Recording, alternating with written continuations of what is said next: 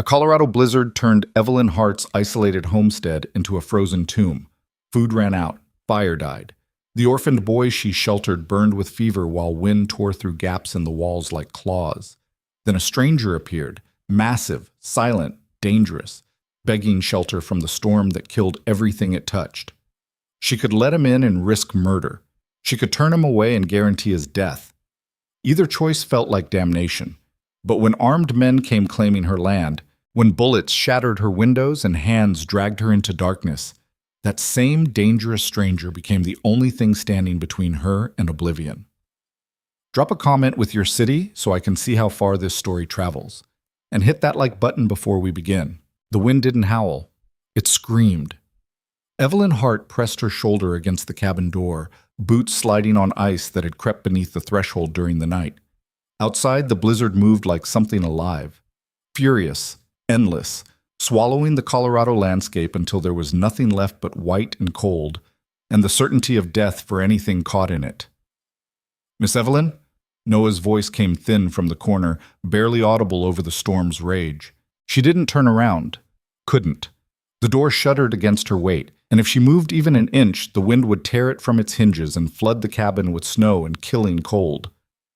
"I'm here, Noah." Her voice came out steadier than she felt. Just stay wrapped up." The boy was 7, maybe 8. She'd never gotten a straight answer about his age before his mother died 3 months back. Fever had taken the woman fast, and with no other family and winter closing in, Evelyn had made the only choice her conscience allowed. Now Noah huddled in blankets near what remained of their fire, shivering despite the layers, his skin too pale and his breathing too shallow. The fever had started 2 days ago, same way it started with his mother. Evelyn finally secured the bolt and turned back to the cabin's interior. One room. Rough timber walls chinked with mud and moss that let in drafts no amount of patching could stop. A stone fireplace that ate wood faster than she could feed it. Shelves that had held preserves and dried meat and flour. Until they didn't. She'd rationed everything, done the math a dozen different ways. It didn't matter. The storm had been raging for 6 days and they'd run out of food yesterday morning. "Are you hungry?" she asked, knowing the answer, hating herself for asking. Noah shook his head, but his eyes, dark and too large in his thin face, told the truth. The kid had learned not to complain. Learned it from a mother who'd worked herself to death trying to make a life out of nothing, and now he was learning it again from a woman who had no idea how to keep him alive. Evelyn crossed to the fireplace and fed it the last 2 logs from the dwindling pile beside the hearth. The flames caught grudgingly, giving off more smoke than heat. She'd need to go outside soon, to the woodshed, if she could even find it in the whiteout. The thought made her stomach clench. Her husband would have handled this. Tom had been good at survival, good at reading weather, good at preparing for disaster. But Tom had been dead for 14 months, kicked by a horse, and gone before sunset, and Evelyn had spent every day since trying to fill a space she wasn't built for. "Tell me a story," Noah said quietly. She glanced at him. His face was flushed now, fever rising. She crossed the room and pressed her palm to his forehead, hot, too hot, and felt something crack inside her chest. "What kind of story?" "One with an adventure, and somebody who wins." Evelyn sat down beside him, pulling a blanket around her own shoulders. The cold was seeping through the floorboards, through the walls, through everything. "All right," she said. "Once there was a girl who lived on a farm at the edge of the world." She talked until her voice went hoarse, until Noah's eyes drifted shut and his breathing evened out into something almost like sleep. Then she sat in the near dark, watching the fire burn down, listening to the wind try to murder them. The knock came just after midnight. 3 solid thuds against the door, heavy and deliberate. Evelyn's heart stopped. Nobody traveled in a storm like this. Nobody could. The nearest neighbor was 8 miles south, and she hadn't seen another living soul since the snow started, which meant whoever was outside was either desperate or dangerous, and neither option ended well for a woman alone with a sick child. She stood slowly, every muscle tensed. The knife, Tom's hunting knife, hung on a nail beside the door. She lifted it down, felt its familiar weight. The knock came again. Harder. "Who's there?" Her voice cut through the wind's noise. Silence. Then, Someone who'll freeze if you don't open up. A man's voice. Deep, rough-edged. Not from around here. The accent carried something Eastern, maybe Kentucky or Tennessee. Storm's no reason to trust strangers, Evelyn called back. Storm's every reason. A pause. I've got a horse half dead in your yard. I can stable him and be gone by morning. Or I can die out here and you can live with it. Your choice. Evelyn's hand tightened on the knife handle. Every instinct Tom had taught her screamed danger. You didn't let unknown men into your home. You didn't take risks with predators. You didn't... Please. That single word, stripped of pride, made her hesitate. She crossed to the window and wiped frost from the glass. At first she saw nothing but white chaos. Then a shape moved, massive, dark, hunched against the wind. Behind it, another shape that could have been a horse or a demon or just her imagination playing tricks. If she turned him away, he'd die. That was certain. If she let him in, he might kill her. That was possible. Evelyn looked back at Noah, still sleeping, still burning with fever. The boy needed food, needed medicine, needed things she didn't have and couldn't get. If the stranger had supplies, if he had anything, it might be worth the risk. She unlocked the door. The wind hit like a fist, nearly tearing the door from her grip. Snow poured in, and with it came the man. He was huge. That was her first thought. Taller than Tom by half a foot, shoulders broad enough to block the doorway, hands the size of dinner plates. Ice clung to a dark beard, and his coat, heavy canvas, nearly frozen solid, made him look even larger. He stumbled inside and Evelyn slammed the door behind him, threw the bolt, and stepped back with the knife raised. "Don't move!" The man stopped. He didn't raise his hands or make excuses, just stood there, dripping meltwater onto her floor, breathing hard. "Your horse," Evelyn said. "Where?" "Tied to your porch rail. He won't last long out there." "That's not my problem." "No, it's mine." The man's eyes, pale gray like dirty ice, fixed on her. "But you let me in anyway. I can still put you back out." Something that might have been a smile crossed his face. "You could try." Evelyn's pulse hammered. This was a mistake. She knew it bone deep. But the alternative, sending him back into that storm, felt worse. "The shed," she said, 20 paces west of the house. You stable your horse, you come back inside, and you sleep by the door where I can see you. First wrong move, I'll gut you in your sleep." "Fair terms."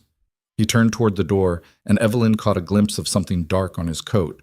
Not ice. Blood. Frozen, old, but unmistakable. "Wait." The man stopped. "You hurt?" "Not anymore." He went back out into the blizzard before she could ask what that meant. Evelyn stood frozen, knife still raised, heart still racing. Behind her, Noah stirred. "Who was that?" the boy whispered. "Nobody," Evelyn said. "Go back to sleep." But she didn't believe it, and neither did Noah. The man returned 10 minutes later, stamping snow from his boots, ice breaking off his coat and sheets. He'd left his hat and gloves in the shed, revealing dark hair shot through with gray, and a face that looked like it had been broken and rebuilt too many times. "Appreciate the shelter," he said. Evelyn gestured toward the far corner with the knife. "Sit. Don't talk to the boy. Don't touch anything." He nodded and lowered himself to the floor with his back against the wall, moving carefully, like someone used to being watched.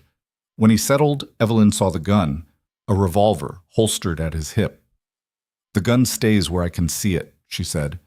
Without argument, he unbuckled the holster and set it on the floor between them. Silence settled over the cabin, broken only by the fire's crackle and the wind's endless assault.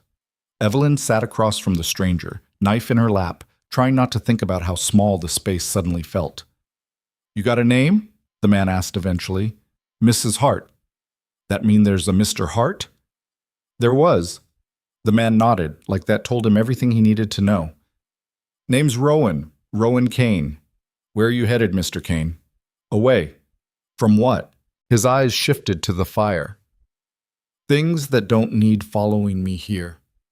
It wasn't an answer, but Evelyn didn't push. She'd learned that people running from something rarely wanted to name it. Noah coughed, a wet, rattling sound that made Evelyn's chest tighten. Rowan's gaze flicked toward the boy, his expression unreadable. "How long's he been sick?" Rowan asked. 2 days. You got medicine? No. Food? Evelyn's silence was answer enough. Rowan stood slowly, and Evelyn's hand went to the knife, but he just moved to his saddlebag, still dripping by the door. He dug inside and pulled out a cloth-wrapped bundle. Dried venison, he said, tossing it to her. And some hardtack. Not much, but it's something. Evelyn caught the bundle, stunned. Why? Because the kid's starving, and I'm not. He settled back against the wall, closing his eyes like the conversation was over. Evelyn unwrapped the bundle. The meat was tough, salted, well-preserved. Enough for 3 days, maybe 4 if she stretched it. She looked at Rowan, this massive, dangerous stranger who'd just handed over food in the middle of a blizzard, and felt the first crack in her certainty about him. Thank you, she said quietly. Rowan didn't open his eyes. Don't thank me yet. The storm raged on through the night. Evelyn dozed in fits, jerking awake every time Noah coughed or the wind hit a new pitch of violence. Rowan didn't seem to sleep at all. He just sat motionless in the corner, a dark shape barely distinguishable from shadows. By morning, the blizzard had eased to a steady snowfall. Not gone, just catching its breath. Evelyn woke to the smell of coffee. She sat up fast, reaching for the knife, but Rowan was just crouched by the fireplace, pouring grounds into a battered pot. He'd added wood to the fire, and the cabin was warmer than it had been in days. Found your coffee tin, he said without turning around. Figured you wouldn't mind. I minded you going through my things. Then you should have woken up faster. Evelyn stood, joints aching from cold and bad sleep. Rowan poured coffee into 2 tin cups and held one out. She took it warily, half expecting poison, but the first sip tasted like salvation. Your boy's still fevered, Rowan said, but his breathing's better. Evelyn glanced at Noah. The kid was curled on his side, face less flushed than yesterday. She'd given him some of the venison before bed, and it had stayed down. The woodshed's nearly empty, Rowan continued, and your roof's got 3 spots where snow's coming through. You've also got a fence down on the south side and a door on the shed that won't close. I can fix that. I didn't ask for repairs. Didn't say you did. He drained his coffee. But I'm here, and I've got hands. Seems stupid to waste them. Evelyn studied him over the rim of her cup. In daylight, Rowan looked older than she'd first thought. Maybe 40, maybe more. His face carried scars. His knuckles were misshapen from old breaks, and his eyes had the flat, distant quality of someone who'd seen things worth forgetting. Why? She asked. Why what? Why help? You don't know us. You don't owe us. Rowan was quiet for a long moment. Then, maybe that's exactly why. He stood, pulled his coat back on, and headed for the door. Wait, Evelyn said. If you're going out, check the traps. East side of the property near the creek. Might be something in them.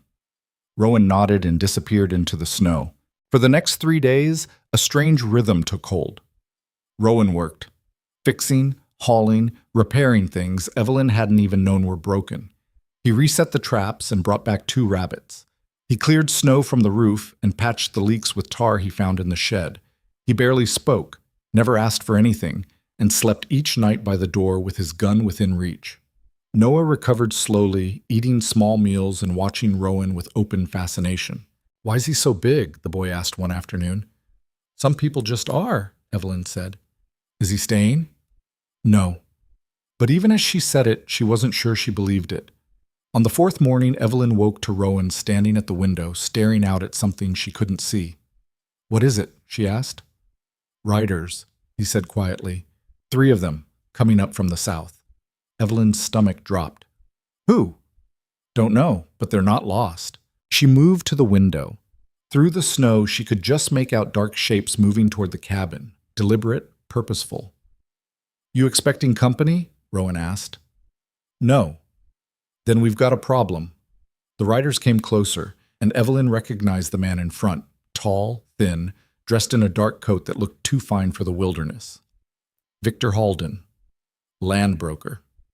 She'd seen him once before, months ago, when he'd come sniffing around about water rights. Tom had sent him away, but Tom was gone. You know him? Rowan's voice was low, dangerous. His name's Halden. He wanted to buy our land. My husband refused. And now he's back. Evelyn's hands clenched. Tom said he was the kind of man who didn't take no for an answer. Rowan stepped back from the window. His hand moved to his gun. "Stay inside," he said. "Keep the boy quiet." "What are you going to do?" "Find out what they want." He walked out before she could stop him. Evelyn grabbed Noah and pulled him into the corner, away from the windows. Her heart hammered. Through the warped glass, she watched Rowan step off the porch and plant himself in the yard, arms crossed, a wall of muscle and bad intent. The rider stopped 10 feet away. Victor Halden smiled. "Well," Halden said, his voice carrying through the cold air. "I wasn't expecting to find you here, Kane." Evelyn's blood went cold. They knew each other. Rowan said nothing. Halden's smile widened. "Mrs. Hart inside?" "She's not interested in visitors." "That's unfortunate. I have business with her." "No, you don't." One of Halden's men, a thick-shouldered brute with a scarred face, shifted in his saddle. His hand moved toward his coat. Rowan's voice dropped to something flat and final. "Do it, and you'll die before you clear leather." The man froze. Halden laughed, a dry, humorless sound. "Easy, gentlemen. We're all civilized here." His eyes fixed on Rowan. "I'm surprised to see you, Kane. Last I heard you were running from a noose in Montana." "Last you heard wrong." "Maybe." Halden's gaze shifted to the cabin. "Mrs. Hart owes a debt. Land taxes 3 years overdue. I've purchased that debt, which means I now hold claim to this property." Evelyn's world tilted. Taxes. Tom had handled all that. She'd never even seen the paperwork. "That's a lie," Rowan said. "It's documented fact." Halden pulled a folded paper from his coat. "All legal. All binding. Mrs. Hart can settle, or she can vacate." "She's not doing either." Halden's smile faded. "This doesn't concern you, Kane." "I'm making it concern me." The two men stared at each other, and the air between them felt like the moment before lightning strikes. Finally, Halden tucked the paper away. "I'll give Mrs. Hart 1 week to consider her options. After that, I'll return with the sheriff, and with more men." His eyes narrowed. "And Kane, if you're still here, I'll make sure that Montana noose finds its way to Colorado." He turned his horse and rode off, his men following. Rowan stood motionless until they disappeared into the trees. Then he walked back to the cabin, his face carved from stone. Evelyn met him at the door. "What did he mean?" she demanded. "Montana? A noose?" Rowan didn't answer. He moved past her, grabbed his saddlebag, and started packing. "You're leaving." "I should have left days ago." "Why? What did you do?" Rowan stopped, his back to her. For a long moment he said nothing. Then, "I killed men who deserved it, and some who didn't." "That enough for you?" Evelyn's breath caught. Rowan turned to face her, and his eyes were empty. No regret, no shame, just cold statement of fact. "Halden worked for the same people I did. Mining interests, land grabs, clearing out homesteaders who wouldn't sell. I was good at it, too good. Then one day I got sent to a place like this, a family, a sick kid, a woman who'd done nothing wrong, and I couldn't do it anymore." He slung the bag over his shoulder. "So I walked away. And they've been hunting me ever since." "Then why come here?" "Because I didn't know it was here. Just saw a light in a storm and thought I'd found shelter." His jaw tightened. "I was wrong." He moved toward the door. "Wait. No." Rowan's voice was hard. "Halden's coming back, and when he does, he'll bring men who won't hesitate. If I'm here, he'll use me to justify whatever he does to you. You've got one chance to survive this, and it starts with me being gone." Evelyn wanted to argue, wanted to scream, but the logic was brutal and clear. Rowan opened the door and froze. Outside, the snow had stopped, and in the distance, barely visible through the trees, smoke rose in a thin column. Rowan's expression went dark. "That's not a campfire." "What is it?" "Signal." He dropped his bag. "They're already moving." Before Evelyn could react, Rowan was out the door, running toward the smoke. She grabbed her coat and followed, Noah's voice calling after her. They reached the southern ridge in minutes. Below, Evelyn's stomach turned to ice. Her barn, the one Tom had built, the one that held their last horse and winter hay, was burning, and in front of it stood 3 men. Not Halden. Different men. harder men. One of them looked up and saw Rowan. His face split into a grin. "Well, hell," the man called. "Look what the storm dragged in." Rowan's hand went to his gun, but he was too slow. The man fired. The shot echoed across the valley, and Rowan went down. Evelyn screamed and ran toward him, but strong hands grabbed her from behind. One of the men had circled around. She fought, kicking and clawing, but he was too strong. "Let her go!" Noah's voice shrill with terror. The boy had followed them. He stood at the ridge, small and shaking, staring at the nightmare unfolding below. The man holding Evelyn laughed. "Looks like we got ourselves a bonus." Rowan struggled to his feet, blood streaming from his shoulder. His eyes found Evelyn's, and in them she saw something she hadn't seen before. Rage. Not the cold, empty violence she'd feared, something hotter, something protective. "You made a mistake," Rowan said, his voice low and terrible. The man with the gun laughed. "Yeah, what's that?" "You should have killed me first." Rowan moved, fast. Impossibly fast for a man his size, for a man bleeding. He closed the distance and drove his fist into the gunman's throat. The man went down choking. Rowan took his gun, spun, and fired twice, clean, precise shots that dropped the other two men before they could react. The man holding Evelyn released her and ran. Rowan let him go. He staggered, bleeding worse now, and fell to one knee. Evelyn ran to him, Noah right behind her. "You're hurt." "I'm fine." Rowan's voice was tight with pain. "Get back to the cabin. Lock the doors. Don't open them for anyone." "What about you?" "I'll handle this." "You can barely stand." Rowan grabbed her arm, his grip iron hard despite the blood loss. "Halden knows I'm here now. He'll come fast and he'll come mean. You've got maybe a day, 2 if you're lucky. Take the boy and run." "Where?" "Anywhere. Just go." "And you?" Something almost like a smile crossed his face. "I'll buy you time." He pushed himself to his feet and stumbled toward the barn, still burning, still collapsing. Evelyn stood frozen, watching him disappear into smoke and flame. A man she barely knew, dying to save a woman he didn't owe. Noah tugged her hand. "Miss Evelyn? What do we do?" She looked down at the boy, at his frightened eyes, his too thin face, his absolute trust. Then she looked back at the burning barn and made her choice. "We don't run," she said. She picked up one of the fallen men's rifles and checked the chamber. "We fight." Noah stared at the rifle in Evelyn's hands like it was a snake. "You don't know how to shoot that," he said. "Your mother taught me." Evelyn checked the bolt action, her hand steadier than she felt. 3 summers ago, when the coyotes got bad. "Did you ever hit anything?" "Once." "What'd you hit?" "A fence post." Noah's face went pale, but he didn't argue. Smart kid. He understood that sometimes you had to pretend competence, even when you had none. Rowan emerged from the smoke, his shirt dark with blood, his face gray. He'd dragged 2 of the fallen men away from the flames and now stood swaying, one hand pressed to his shoulder. "I told you to run," he said, "and I told you no." Evelyn moved toward him, rifle still gripped tight. "Sit down before you fall down." "Don't have time to sit. Make time." For a moment, something that might have been amusement flickered across his face. Then his knees buckled, and he went down hard, catching himself on one arm. Evelyn dropped beside him and pulled his hand away from the wound. The bullet had torn through the meat of his shoulder, missing bone, but taking a chunk of muscle with it. Blood pulsed steady, not spurting, which meant the artery was intact, but bad enough. "I need cloth," she said to Noah. "Clean as you can find. And water." The boy ran. Rowan's breathing came shallow.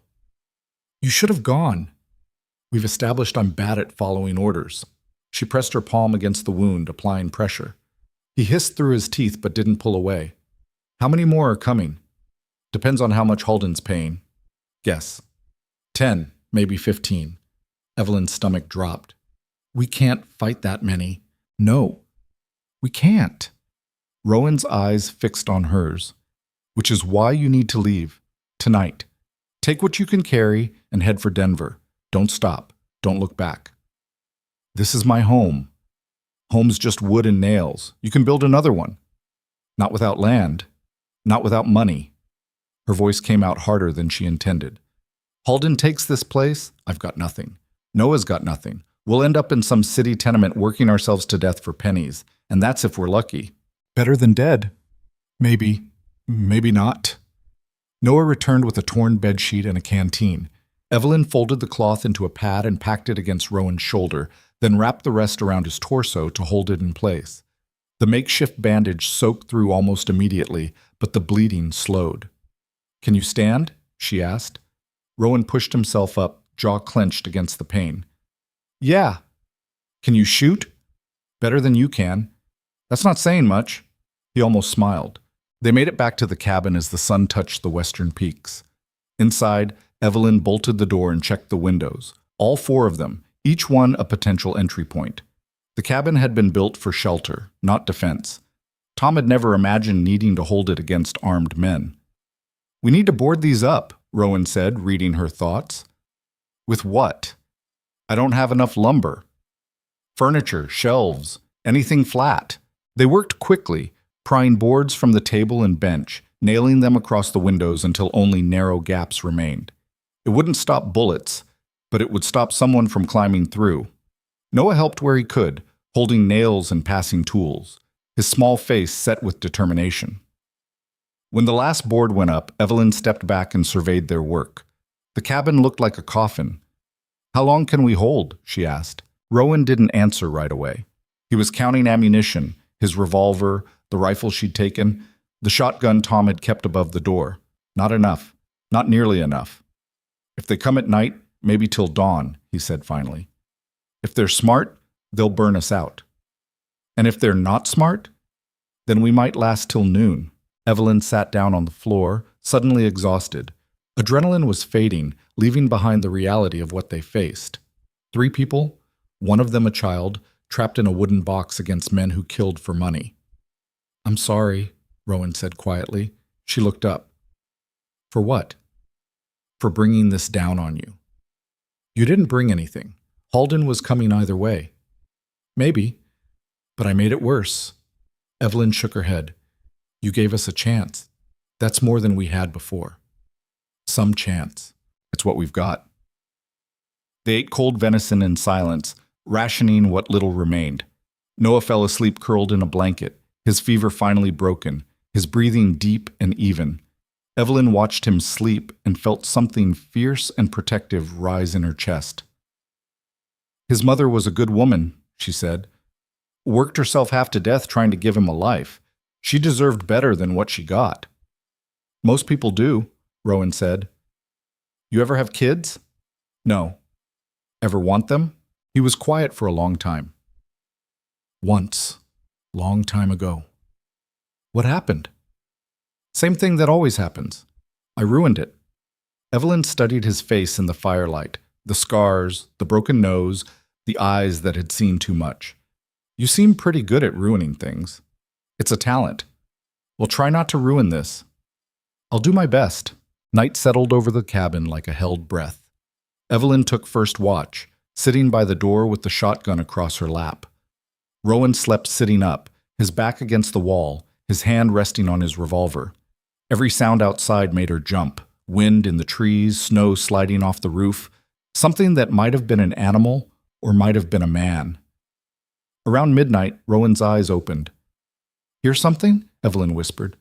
No, just checking you're still awake. I'm awake. Good. He shifted, wincing.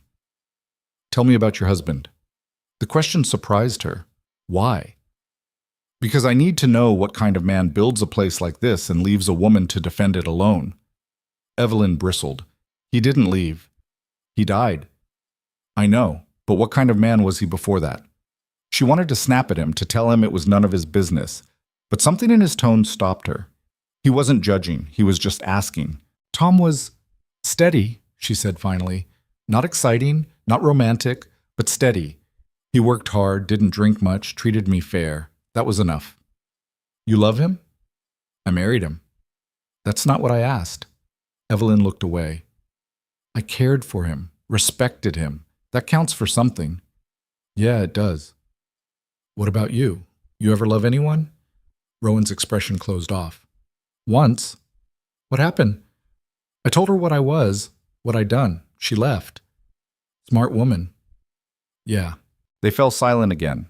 Outside, the wind picked up, rattling the boarded windows. Evelyn, Rowan said. She turned. If things go bad tomorrow, if they get inside, you take Noah and you run. Don't wait. Don't look back. Just run. And you? I'll buy you time. By dying? If that's what it takes. Evelyn's throat tightened. You don't owe us that. Maybe not, but I'm giving it anyway. She didn't know what to say to that, so she said nothing. Dawn came cold and gray, the sky the color of old steel. Evelyn woke from a thin sleep to find Rowan already up, moving through the cabin with careful precision despite his injury. He'd reloaded every weapon, checked every sight line, positioned ammunition within easy reach. You do this a lot? She asked. More than I'd like. Noah stirred and sat up, rubbing his eyes. Are they here yet? Not yet, Evelyn said, but soon. The boy nodded like he'd expected that answer. What do you need me to do? Stay low, stay quiet. If shooting starts, you get behind the woodpile and you don't move. Understand? Yes, ma'am. He was too calm, too accepting. It broke something in Evelyn's chest. They waited. Minutes crawled past like hours. The sun climbed higher, turning the snow blinding white. Evelyn's hands ached from gripping the shotgun. Her eyes burned from staring at nothing. Then Rowan stiffened. There, he said, pointing, movement in the trees. Shapes resolving into men on horseback. 8 of them, spread out in a loose line. Halden rode in the center, his dark coat standing out against the snow. They stopped 50 yards from the cabin. Mrs. Hart, Halden's voice carried clear and cold. I'm here to collect on your debt. You can settle or you can vacate. Those are your options. Evelyn moved to the gap in the boarded window. I don't owe you anything. The law says different. I've got the paperwork. You've got nothing. Then show me the paperwork. Halden pulled a document from his coat and held it up. Even from a distance, Evelyn could see it was official. Stamps, signatures, seals. 3 years back taxes, Halden called, plus interest, plus penalties, comes to $600. Pay up or get out. $600. It might as well have been $6,000. Evelyn didn't have $6. I need time, she said. You're out of time. Then you're out of luck because I'm not leaving. Halden's smile was thin and cold. I was hoping you'd say that, he gestured. 3 of his men dismounted and started walking toward the cabin. Rowan moved to the window opposite Evelyn, rifle raised. Let them get close, he said quietly. Wait for my shot. Evelyn's heart hammered. Her hands shook. The men kept coming, 30 yards, 20, 10. Rowan fired. The lead man dropped, clutching his leg. The other 2 scattered, diving for cover. Return fire erupted, bullets punching through the wooden walls, splintering boards. Evelyn ducked, pulling Noah down with her. The noise was deafening, crack after crack after crack. Rowan fired again, then rolled away from the window as a bullet tore through where his head had been. How many? Evelyn shouted over the gunfire. Still 8, 1 wounded. That's not enough. Then shoot somebody. Evelyn crawled to her window and peered through the gap. One of Halden's men was reloading behind a tree. She aimed, breathed out, and squeezed the trigger.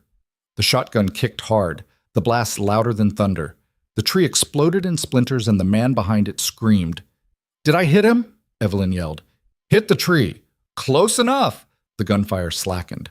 Halden's men had taken cover, reassessing. Evelyn used the lull to reload, her hands clumsy with adrenaline. Mrs. Hart, Halden called. You're only making this harder on yourself. Go to hell, she shouted back. Already been. Didn't care for it. More shots. The cabin walls looked like they'd been attacked by giant woodpeckers, holes everywhere, daylight streaming through in narrow beams. One bullet passed so close to Evelyn's head that she felt the air move. Rowan dropped another man, clean shot through the shoulder that sent him spinning. The rest pressed closer, emboldened by numbers. They're flanking, Rowan said. 2 going around back. Can you stop them? Not from here. He pushed himself up and moved toward the back wall, each step clearly painful. Evelyn wanted to tell him to rest, to let her handle it, but she'd already proven she couldn't hit a barn door from inside the barn. Glass shattered. One of Halden's men had thrown a rock through the last unboarded window. Before Evelyn could react, something else came through. A burning bottle, trailing flame. The whiskey inside ignited on impact, spreading fire across the floor. "Noah!" Evelyn grabbed the boy and pulled him away from the flames.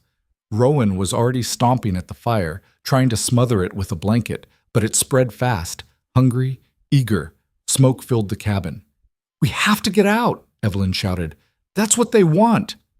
"We'll burn if we stay." Rowan looked at the flames, then at the door, his face grim. "Then we go out fighting." He threw the bolt and kicked the door open. The man standing on the other side barely had time to register surprise before Rowan shot him in the chest.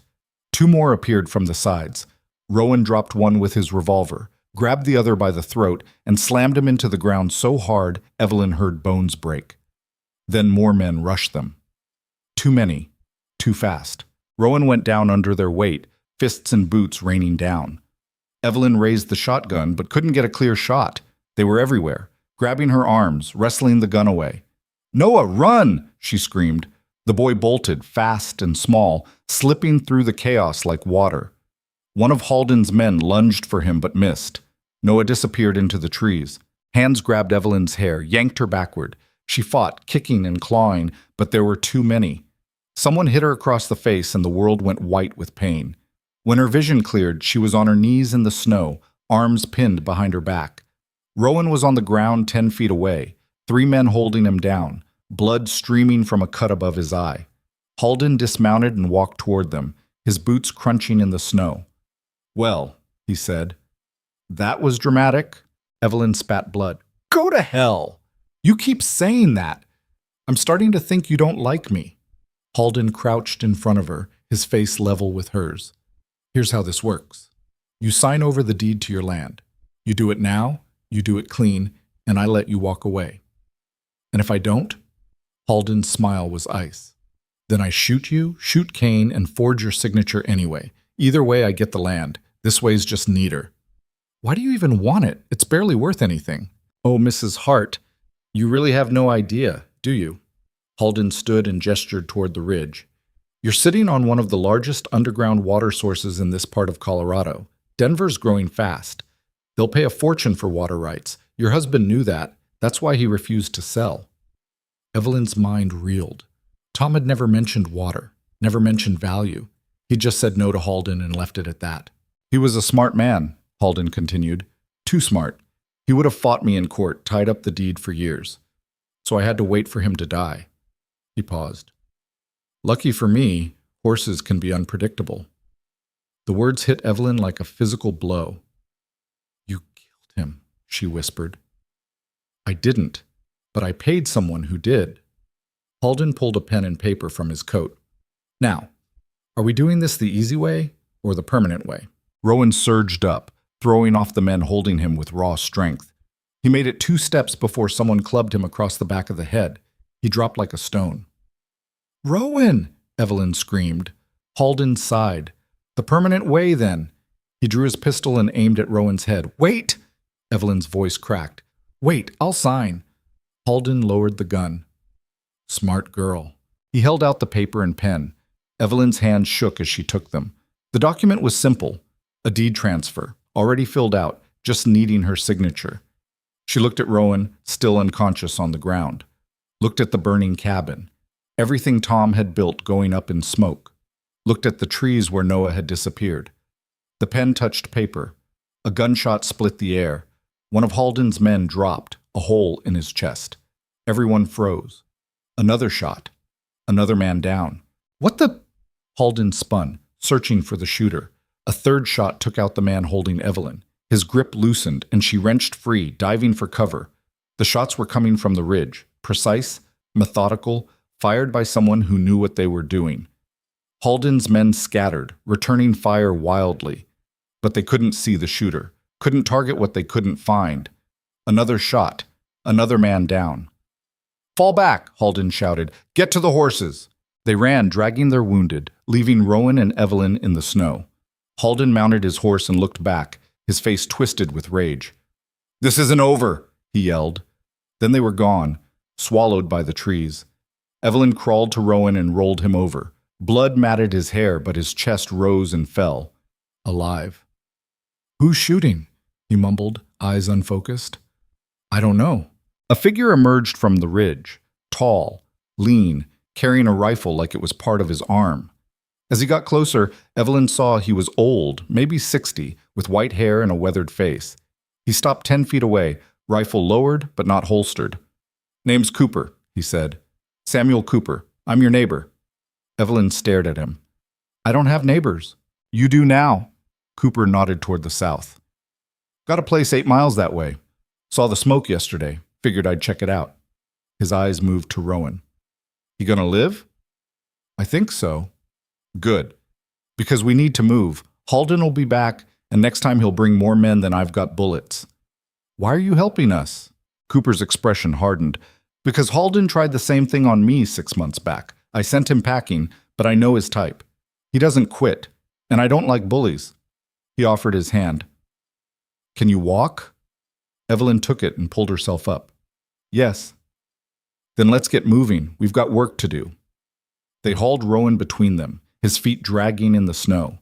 The cabin was fully engulfed now, flames reaching for the sky, everything inside turning to ash. "Noah!" Evelyn called. "Noah! It's safe!" The boy emerged from the trees, shaking but unhurt. He ran to Evelyn and grabbed her around the waist. "I thought they got you," he said, voice muffled against her coat. "Not yet." She stroked his hair. "Not yet." Cooper led them to where he'd tied his horses, 3 of them, sturdy mountain breeds. They got Rowan across one saddle, Noah on another, and Evelyn rode behind Cooper. As they climbed away from the valley, Evelyn looked back one last time. The cabin was gone.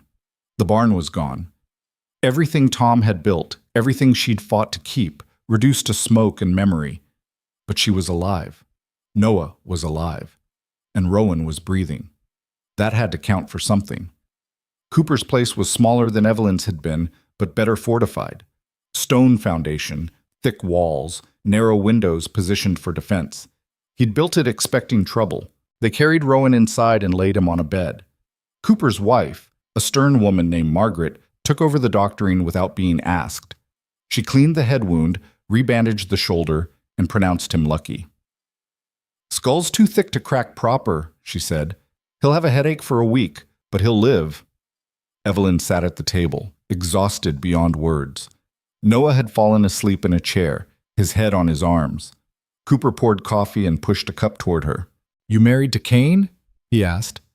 "No, he was just passing through." "Passing through? In a blizzard?" "It's complicated," Cooper grunted. "Halden called him by name. They've got history."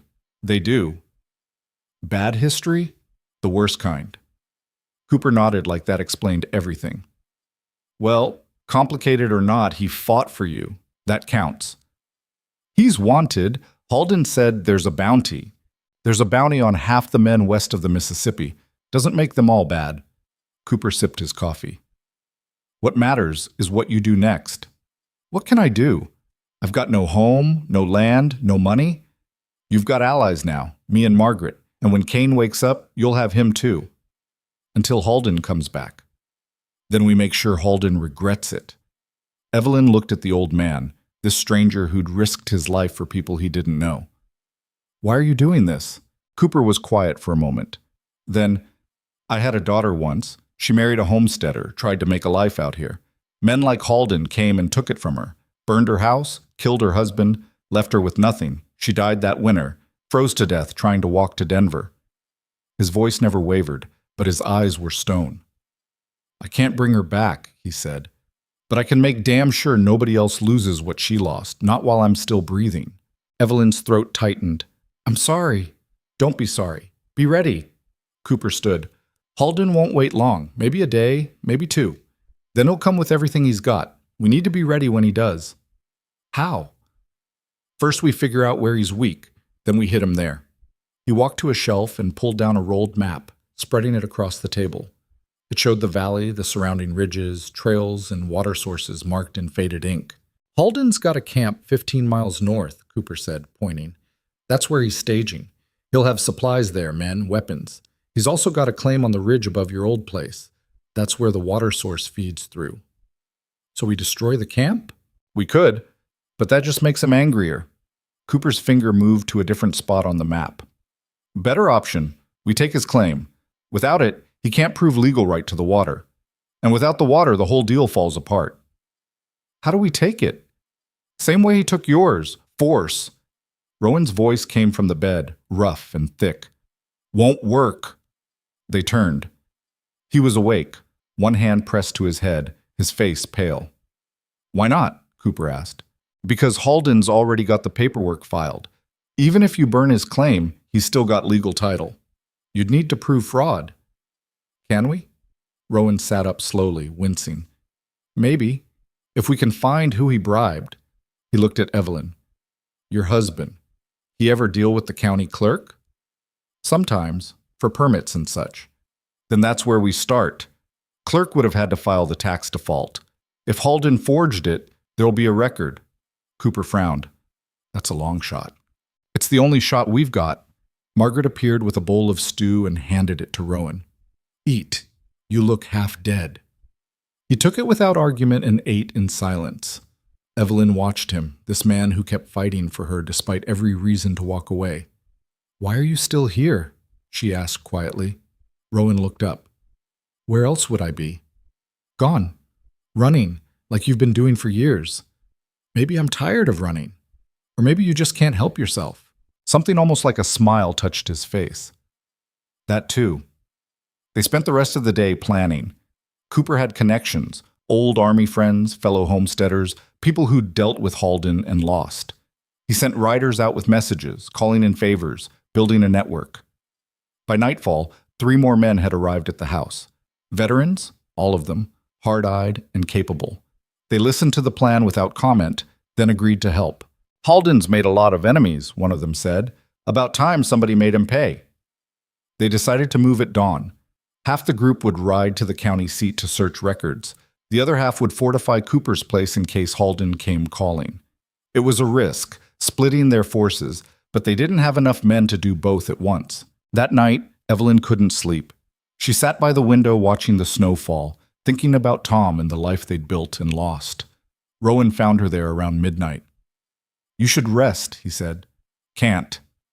He sat down beside her, moving stiffly. His shoulder was bound tight, and the bruise on his head had turned spectacular shades of purple and black. You look terrible, Evelyn said. Feel worse. They sat in silence for a while. Then Evelyn said, Cooper told me about his daughter. Yeah. Does everyone out here have a tragedy? Pretty much. What's yours? Rowan's jaw tightened. I told you, I killed people. That's what you did, not who you are. He turned to look at her, his eyes unreadable. Maybe they're the same thing. I don't believe that. Why not? Because if they were, you wouldn't have come back for me when Halden's men attacked. You would have run. Rowan looked away. Maybe I should have. But you didn't. Evelyn reached out and touched his hand. Brief, tentative. That means something. He didn't pull away. What if I just make things worse? Then we'll deal with worse together. Rowan was quiet for a long time. When he spoke again, his voice was barely above a whisper. I'm not a good man, Evelyn. I don't need good. I need alive. She squeezed his hand. And right now, you're the best chance I've got at staying that way. He met her eyes, and for the first time since she'd met him, she saw something other than emptiness there. Something almost like hope. All right, he said. Then let's make sure you stay alive. Dawn came gray and cold. Cooper divided the group. He would ride with 2 men to the county seat, while Rowan, Margaret, and the remaining veterans stayed to defend the house. Noah would stay hidden in the root cellar, with instructions not to come out for anyone but Evelyn. Evelyn rode with Cooper's group, determined to see this through. If there was proof of Halden's fraud, she wanted to find it herself. The county seat was 20 miles south, a growing town called Blackstone that served as the region's administrative center. They arrived by mid-afternoon, snow-covered and exhausted. The clerk's office was a small building near the courthouse. Inside, a thin man with spectacles looked up from his desk. Help you? Cooper stepped forward. We're looking for tax records, Hart property, About 8 miles north of Ridgeline Valley. The clerk frowned. That's a sealed file. On whose order? Victor Halden's. He holds the claim now. We'd like to see the original filing. Can't do that without a court order? Cooper leaned on the desk. Son, we've ridden 20 miles in the snow. We're not leaving without those records. The clerk's hand moved toward a bell on his desk, probably to call for help. One of Cooper's men, a grizzled veteran named Dutch, pulled his coat back just enough to show the gun at his hip. Don't, Dutch said quietly. The clerk's hand froze. Just the records, Cooper said. Nobody needs to get hurt. The clerk swallowed hard, then nodded. He disappeared into a back room and returned minutes later with a dusty ledger. Evelyn opened it and flipped through pages until she found her name. The entry was dated 3 years back. A notice of tax default, signed by the county treasurer. But something was wrong. Tom paid those taxes, Evelyn said. I remember. He rode to Blackstone himself. You have proof? The clerk asked. He kept receipts. They were in the cabin. She trailed off. The cabin was ash now. Everything in it was gone. Cooper studied the entry. Who was the treasurer 3 years ago? The clerk checked another book. William Marsh, but he's dead now. Died last spring. Convenient, Dutch muttered. Evelyn's heart sank. No receipts, no treasurer, no way to prove fraud. Then she noticed something, a small notation in the margin of the ledger, written in different ink. A number followed by initials, CB-47. What's this? She asked, pointing. The clerk leaned in and squinted. That's a reference number. Means there's a corresponding file somewhere. Where? Probably in the archive, but that could take hours to search. Then we better get started, Cooper said. They spent the rest of the afternoon in a basement room filled with filing cabinets and dust. Evelyn's eyes burned from reading faded documents. Her back ached from bending over boxes. Just as the sun began to set, she found it. A thin folder marked CB-47. Inside was a receipt, Tom's receipt, stamped and signed by William Marsh, proving payment in full of all taxes owed on the Hart property. I've got it, Evelyn breathed. I've got proof. Cooper grabbed the folder and read it twice. Then he smiled, a hard, cold smile. Halden's done, he said. They left Blackstone at dusk, riding fast. If they could get this evidence to a judge, Halden's claim would be invalidated. Everything he'd done, the violence, the fraud, the murder, would unravel. They were 10 miles from Cooper's place when the ambush hit. Riders poured out of the trees on both sides, Halden's men, at least a dozen of them. Gunfire erupted, bullets whining past Evelyn's head. Go, Cooper shouted. Get to the house. They spurred their horses forward, riding hard through the snow. But Halden's men were fresh and fast. They closed the distance. Dutch turned in his saddle and fired, dropping one pursuer. But there were too many. A bullet caught his horse and the animal went down screaming. Dutch rolled clear but couldn't get up fast enough. Halden's men were on him. Keep going, he yelled. Don't stop. Evelyn wanted to turn back, wanted to help, but Cooper grabbed her reins and pulled her forward. He's buying us time, Cooper shouted. Don't waste it. They rode until their horses foamed, until Evelyn's lungs burned, until she could see Cooper's house in the distance. And then she saw the smoke. The house was burning. Cooper's horse stumbled, nearly throwing Evelyn forward. She grabbed the saddle horn and held on, her eyes locked on the flames consuming the house ahead. The smoke rose black and thick against the twilight sky, and somewhere in that inferno were Rowan, Margaret, and the men who'd stayed to defend. No, she whispered. No, no, no. Cooper was already spurring his horse faster, but the animal had nothing left to give. They'd ridden it half to death getting away from the ambush, and now it could barely manage a trot. Behind them, hoofbeats thundered closer. Halden's men were still coming. We can't stop, Cooper yelled over the wind. They're in there. And we'll be dead if we don't keep moving. But Evelyn wasn't listening. She yanked her reins free from Cooper's grip and turned her horse toward the burning house. The animal resisted, sensing danger, but she kicked hard and it lurched forward. The heat hit her 50 yards out, a wall of it, searing her face, stealing the air from her lungs. The house was fully engulfed now, flames pouring from every window, the roof starting to collapse. Nobody could be alive in there. Nobody. Then she saw movement near the barn. Figures stumbling through the smoke. 3 of them, supporting each other. Margaret's white hair caught the firelight. One of the veterans, his coat smoldering, and Rowan, barely on his feet, his face black with soot. "Rowan!" Evelyn screamed. He turned at the sound of her voice, his eyes finding hers across the chaos. For a moment, relief crossed his face. Then it shifted to horror as he saw what was coming behind her. Halden's riders burst from the tree line like demons, at least 8 of them, guns drawn. Rowan shoved Margaret toward the barn and raised his revolver, but his hands were shaking, his aim wild. He fired twice and missed both times.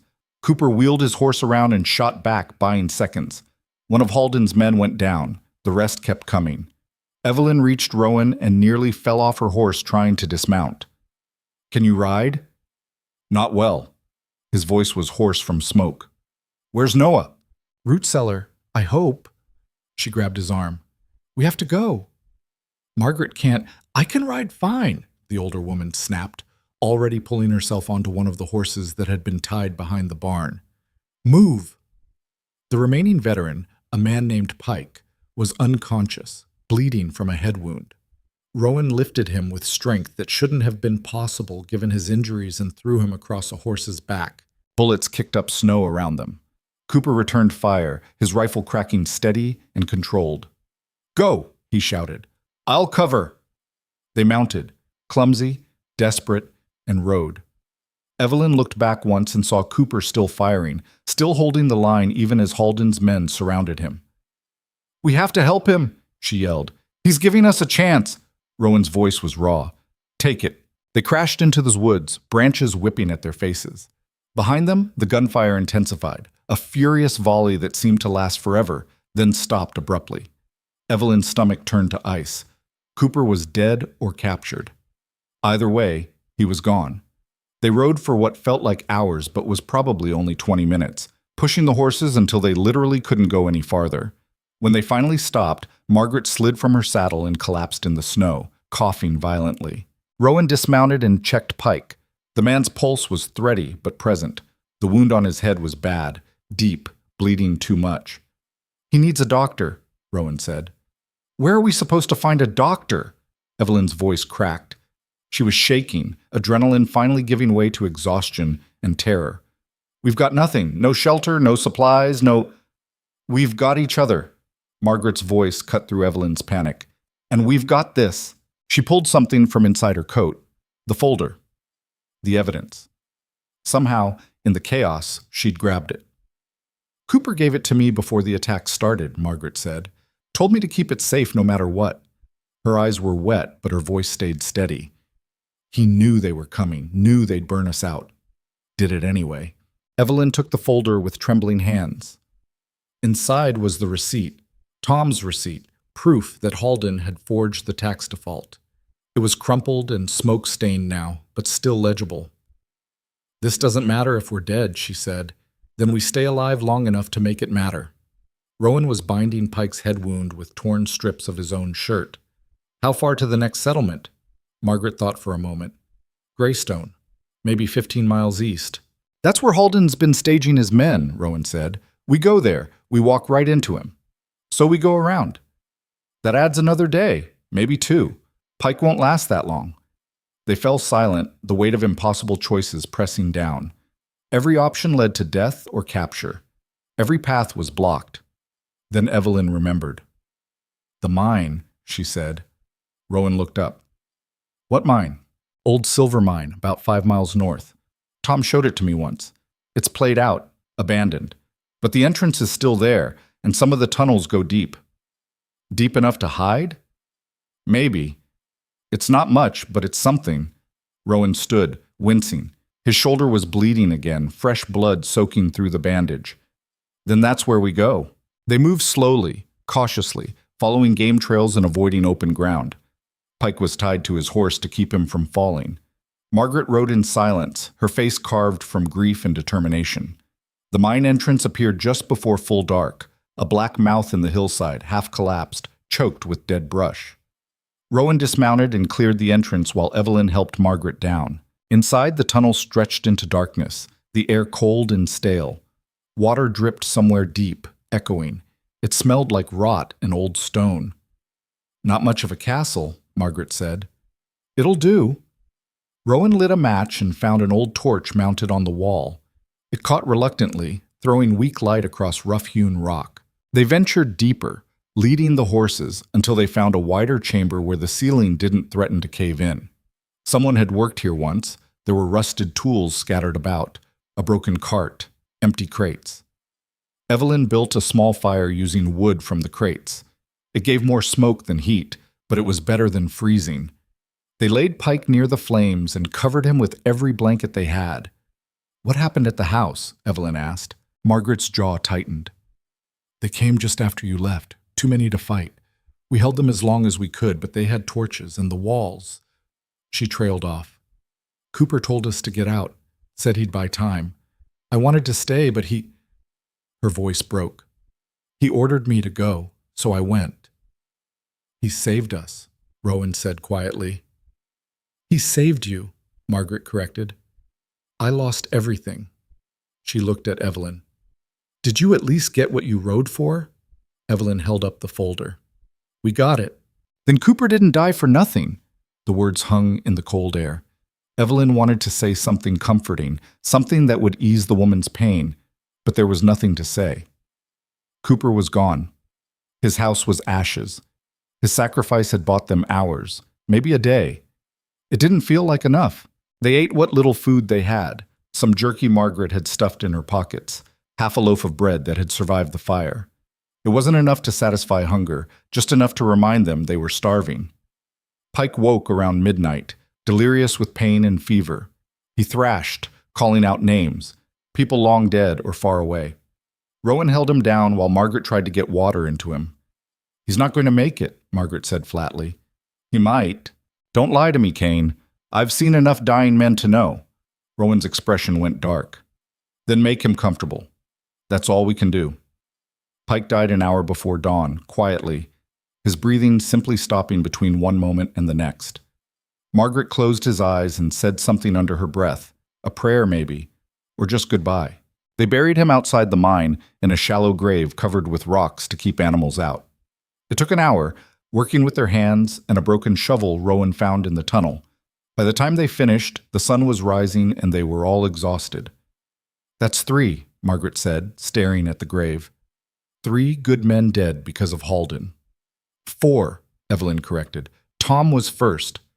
Then we owe 4 bodies. Margaret's eyes were cold. And I mean to collect. They returned to the mine as the temperature dropped. Snow was coming again. Evelyn could smell it in the air, could see it in the heavy clouds rolling in from the west. We can't stay here long, Rowan said. No food, no heat. Another storm hits, we freeze. So what do? Evelyn asked. We go on the offensive. Against Halden? Are you insane? He's got 24 men, maybe more. Which is why we don't fight him straight up. Rowan crouched by the fire and started drawing in the dirt. Halden's got 3 advantages: men, money, and the law. We can't match him on the first 2, but the third, the law, that's his weakness. How? Because everything he's done depends on people believing his claim is legitimate. The forged taxes, the filed paperwork, the legal authority to act. Take that away, and he's just a thug with a gun. Margaret leaned forward. The receipt proves fraud, but who's going to believe us over him? Nobody. Not without leverage. Rowan looked at Evelyn. Where's the nearest federal marshal? Blackstone. But Halden probably owns him. Maybe, but marshals answer to territorial authority, not local money. We get this evidence to the territorial office in Denver, they'll have to investigate. Denver's 2 days' ride, Margaret said. Minimum. We don't have horses that can make it. Then we steal horses. From who? From Halden. Evelyn stared at him. You want to raid his camp? I want to hit him where it hurts, steal his horses, burn his supplies, make him pay for every inch of ground he's taken. Rowan's eyes glinted in the firelight. And while he's chasing us, one of us gets to Denver with the evidence. That's suicide. It's survival. If we sit here and wait, we die. If we run, he hunts us down and we die. This way we at least take something from him first. Margaret was quiet for a long moment. Then she nodded. I'm in. You don't have to. I'm in, she repeated, voice hard. Cooper would want blood, so do I. Evelyn looked between them. These two people who'd lost everything, who had every reason to run and no reason to fight. And she thought about Noah, still hiding in Cooper's root cellar if he was lucky, captured or dead if he wasn't. All right, she said. What's the plan? They spent the rest of the day preparing. Rowan had scouted Halden's camp weeks ago, back when he'd first been running from the bounty hunters. He drew a rough map in the dirt, supply tents, horse corral, guard positions. He's got maybe 20 men there now, Rowan said. Maybe more if he pulled everyone back after the attack. They'll be celebrating, drinking, not expecting trouble. When do we hit them? Margaret asked. Tonight, before they have time to reorganize. And Noah? Evelyn's voice was quiet. Rowan met her eyes. If he's alive, he's either still hiding or Halden's got him. Either way, we find out tonight. They left the mine at dusk, moving on foot through the trees. The horses were too tired to ride, and stealth mattered more than speed now. Rowan led, picking paths that avoided open ground. Margaret followed, moving with surprising quiet for a woman her age. Evelyn brought up the rear, carrying Tom's rifle, and trying not to think about all the ways this could go wrong. The camp appeared through the trees just after full dark, a cluster of tents and wagons arranged in a rough circle, with a large fire in the center. Men moved between the tents, maybe a dozen of them visible. The horse corral was on the eastern edge, holding at least 20 animals. Rowan stopped and studied the layout. Guards? 2 on the corral, Margaret whispered. 1 by the supply tent, maybe more we can't see. We take out the guards first, quiet. Then we fire the supply tent and stampede the horses in the confusion. And if we get caught? We don't. They split up. Rowan circled toward the corral from the north. Margaret moved toward the supply tent. Evelyn stayed in position, rifle aimed at the camp, ready to provide cover if things went bad. Minutes crawled past. The cold seeped through Evelyn's coat, numbing her fingers. She watched Rowan's shadow move between the trees, impossibly silent for a man his size. He reached the first guard, a young man leaning against a post, half asleep. Rowan moved behind him, and there was a brief struggle, barely visible in the darkness. The guard went limp, 1 down. The second guard was more alert, pacing the corral's perimeter. Rowan waited until the man's back was turned, then rushed him. This time there was noise, a grunt, a scuffle. The guard started to shout, but Rowan's hand clamped over his mouth. They went down together, wrestling in the snow. Evelyn's finger tightened on the trigger, ready to shoot if Rowan lost. But he didn't. The guard stopped moving. Rowan stood, breathing hard, and waved Margaret forward. She appeared from the shadows, carrying something, a bottle with a rag stuffed in the neck. She lit it with a match and hurled it at the supply tent. The explosion was smaller than Evelyn expected, but the fire caught fast. Flames raced up the canvas, turning night into day. Men poured from the tents, shouting, scrambling for buckets. Rowan was already at the corral, cutting the ropes. The horses bolted, spooked by the fire, thundering through the camp and scattering everything in their path. Chaos erupted. Men dove for cover. Someone started shooting blindly into the darkness. Rowan grabbed 3 horses that had stayed near the corral and led them toward the trees. Go! He shouted to Margaret, but Margaret wasn't moving. She stood at the edge of the firelight, staring at something inside the camp. Evelyn's heart stopped. In the center of the chaos, tied to a post near the main tent, was Noah. The boy was alive, gagged and bound, his eyes wide with terror. No, Evelyn breathed. She started to stand, to run toward him, but Rowan grabbed her arm. Don't! It's a trap! He's right there. And surrounded by armed men. You go in there, you die. I don't care. She wrenched free and ran. Bullets whined past her head. Someone shouted. Evelyn didn't slow down. She hit the camp at a full sprint, rifle forgotten, thinking only of the boy. She was 10 feet from Noah when someone tackled her from the side. They went down hard, rolling in the snow. Strong hands pinned her arms. A knee drove into her back. Got her, a voice yelled. Evelyn struggled, but it was useless. The man holding her was twice her size. More men appeared, grabbing her, hauling her upright. She fought anyway, kicking and screaming until someone hit her across the face and the world went white. When her vision cleared, she was on her knees in the snow, hands bound behind her back. Noah was 5 feet away, crying behind his gag, and standing in front of her, smiling, was Victor Halden. Mrs. Hart, he said pleasantly, was how good of you to join us. Evelyn spat blood at his feet. Go to hell. In time, Halden crouched down, his face level with hers. You've been quite the annoyance, burning my men, stealing my horses, making me look foolish. I don't appreciate it. You murdered my husband. I had him killed. There's a difference. Halden's smile widened. And now I'm going to return the favor. He stood and gestured to one of his men. Bring Cain. 2 men dragged Rowan into the firelight. His hands were bound and he was bleeding from a fresh cut above his eye, but he was alive. They threw him down next to Evelyn. There we go, Halden said. One big happy family. Margaret was dragged in next, struggling and cursing. They forced her to her knees beside Rowan. Halden walked a slow circle around them, hands clasped behind his back. You 3 have cost me time, money, and men. I could just shoot you and be done with it, but that feels inadequate. He stopped in front of Noah. The boy flinched. So here's what's going to happen, Halden continued. You're going to watch me kill the boy. Then I'm going to kill the old woman. Then Cain. And you, Mrs. Hart, get to live just long enough to sign over your land. After that, he shrugged. Accidents happen. Evelyn's heart hammered. Don't touch him, please. He's just a child. So was the daughter of the man who owned this camp before I took it. Halden drew his pistol. Funny how things come around. He aimed at Noah's head. Wait, Evelyn screamed. I'll sign. I'll sign right now. Just don't. A gunshot cracked across the camp. Halden stumbled, his gun falling from his hand. He looked down at the red stain spreading across his chest, his expression almost confused. Then he collapsed. More gunshots erupted from the darkness, precise, controlled fire that dropped 3 of Halden's men before they could react. The rest scattered, diving for cover, returning fire blindly. Evelyn looked toward the source of the shots and saw figures moving through the trees. 5 of them, maybe 6, advancing with military precision. One stepped into the firelight, rifle raised. It was Cooper. He was battered, bloodied, barely standing, but alive.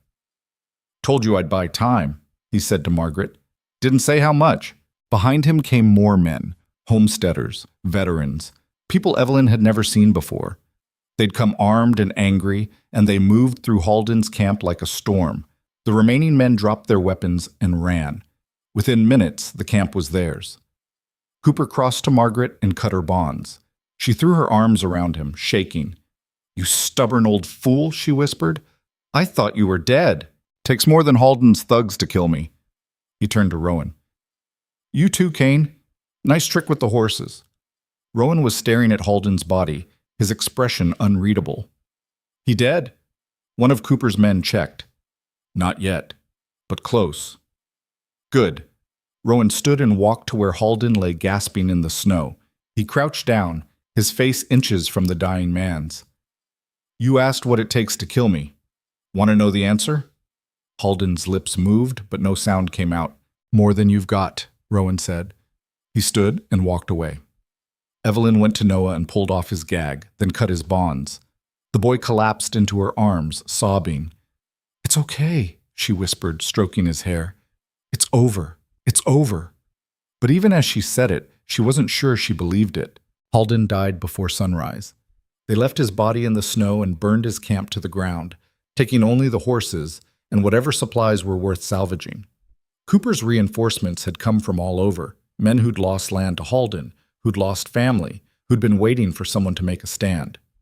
Word spreads fast out here, Cooper explained. I got to a few friends before Halden's men caught up. They spread the word. By the time I escaped, there were a dozen men ready to fight. You escaped? Evelyn asked. With some help. Cooper gestured to a tall man with a badge pinned to his coat. This is Marshal Garrett, federal man out of Denver. The marshal nodded to Evelyn. Mrs. Hart, I've been investigating Halden for 6 months. Land fraud, murder, extortion. But I could never get witnesses to testify. Everyone was too scared. When Mr. Cooper brought me evidence of forged tax documents, he held up the folder, now in his possession. Well, that changed things. So it's over? Evelyn's voice was small. Really over? Halden's organization is finished, Garrett said. But there will be legal proceedings. I'll need statements from all of you. And your land claim will have to be refiled properly. How long will that take? Months, maybe longer. The territorial court moves slow. Evelyn's heart sank. Months of waiting, of uncertainty, of living in limbo while lawyers argued. But then Rowan spoke up. She can stay at my place while that gets sorted out. Everyone turned to look at him. Your place? Evelyn said. Had a cabin, about 20 miles west. Been empty for a while, but it's still standing. He met her eyes. It's not much, but it's something. I thought you were running. I was, but I'm tired of it. His jaw set. Figure it's time to stop. Marshal Garrett studied Rowan with a lawman's eyes. You're Rowan Kane. Yeah. There's paper on you, Montana warrant, wanted for murder. I know. You want to tell me about it? Rowan was quiet for a moment. Then, I killed 3 men working for a mining company. They were clearing homesteaders off land the company wanted. I was part of the crew doing it. One day, they ordered me to burn a family out. Husband, wife, 2 kids. I refused. They tried to do it anyway. He paused. I stopped them, permanently. Witnesses? The family, if they're still alive. Garrett pulled a notebook from his coat and wrote something down. I'll look into it. If what you're saying checks out, and given your help here, he glanced at the smoking remains of Halden's camp. I might be able to make that warrant go away. And if it doesn't check out, then I arrest you, and you stand trial. Garrett's expression was neutral, but I'm inclined to believe you. Halden's ledgers mention a Kane who went rogue. Says you cost him a fortune in lost deals. Good, Rowan said. They rode out before the sun was fully up, leaving Halden's body for the carry-on birds. Evelyn rode with Noah in front of her, the boy finally asleep after 2 days of terror. Margaret rode beside Cooper, their horses close enough that their knees almost touched. Rowan rode alone, as always, but this time, Evelyn noticed, he stayed close to the group instead of ranging ahead. They reached Rowan's cabin by late afternoon. It was small, weathered, tucked into a valley that protected it from the worst winds. Not much to look at, but after everything, it looked like salvation. Inside, dust covered everything. The furniture was rough-hewn and practical. A single room, a fireplace, a loft overhead for sleeping. It's perfect, Evelyn said. Rowan looked at her like she'd lost her mind. It's a shack. It's shelter. It's safety. She set Noah down on the bed and covered him with a blanket. It's enough. Margaret and Cooper stayed long enough to help them settle in, then rode for their own place, or what was left of it. Before they left, Margaret pulled Evelyn aside. Kane's a good man, she said quietly. Doesn't think so. But he is. I know. Do you? Margaret's eyes searched hers. Because he's going to need someone who sees that, who reminds him when he forgets. Why are you telling me this? Because I see how he looks at you, and how you look at him. Margaret squeezed her hand. Don't waste it. After they left, Evelyn stood in the doorway and watched the sun set. Rowan was chopping wood, moving slowly because of his injuries, but refusing to stop. You should rest, she called. Need the wood. We have enough for tonight, not enough for tomorrow. Stubborn man. Evelyn walked over and took the axe from his hands. Then I'll do it. You sit. For once, he didn't argue. He lowered himself onto a stump and watched her work, his expression unreadable. You really staying? She asked after a while. Told you I was. Why? Because I'm tired of running, tired of being alone. He paused. And because you need someone who won't quit on you. Evelyn stopped mid-swing. I've never had that. You do now. She met his eyes across the woodpile and saw something there that made her chest tighten. Not emptiness this time, but something raw and honest and terrifying. I don't know how to do this, she said quietly. Do what? Trust someone. Depend on someone. She set down the axe. Everyone I've ever relied on has left. My parents died. Tom died. She swallowed hard. I'm not good at letting people in. Rowan stood and crossed to her. He was close enough now that she could see the scars on his knuckles, the lines around his eyes, the fresh bruises from the fight. I'm not asking you to trust me, he said. I'm asking you to let me stay. Let me help. Let me prove I'm not leaving. His voice dropped. And maybe, eventually, you'll trust me. Or maybe you won't. Either way, I'm here. Evelyn looked up at him, this dangerous, broken man who'd fought for her when he had no reason to, who'd stayed when he should have run. Okay, she whispered. Okay? Stay. Something shifted in his expression. Relief, maybe, or hope, or something she couldn't name. He reached up slowly and touched her face, his hand rough and gentle at once. Thank you, he said. Then he kissed her. It was brief, tentative, nothing like the passionate embraces in stories. Just a soft press of lips, lasting maybe 2 seconds before he pulled back. Sorry, he said. I shouldn't have. Evelyn grabbed his coat and pulled him back, kissing him harder this time. He froze for half a second, then wrapped his arms around her and held on like she was the only thing keeping him anchored to the earth. When they finally broke apart, both breathing hard, Evelyn rested her forehead against his chest. Don't apologize, she said. All right. And don't leave. I won't. Promise? His arms tightened around her. I promise. They stood there as the sun disappeared behind the mountains, two broken people holding each other in the gathering dark, finally finding something worth holding on to. Inside the cabin, Noah slept through the night without waking once. Evelyn checked on him 3 times, unable to shake the fear that he'd disappear if she looked away too long. Each time the boy was there, breathing steady, his small face finally peaceful. Rowan sat at the table cleaning his revolver, the pieces laid out in careful order. His hands moved with practiced efficiency despite the bandages, muscle memory taking over where conscious thought couldn't. You ever sleep? Evelyn asked, settling into the chair across from him. Not much. Nightmares? Memories. Same thing. He fitted the cylinder back into place and spun it, checking the action.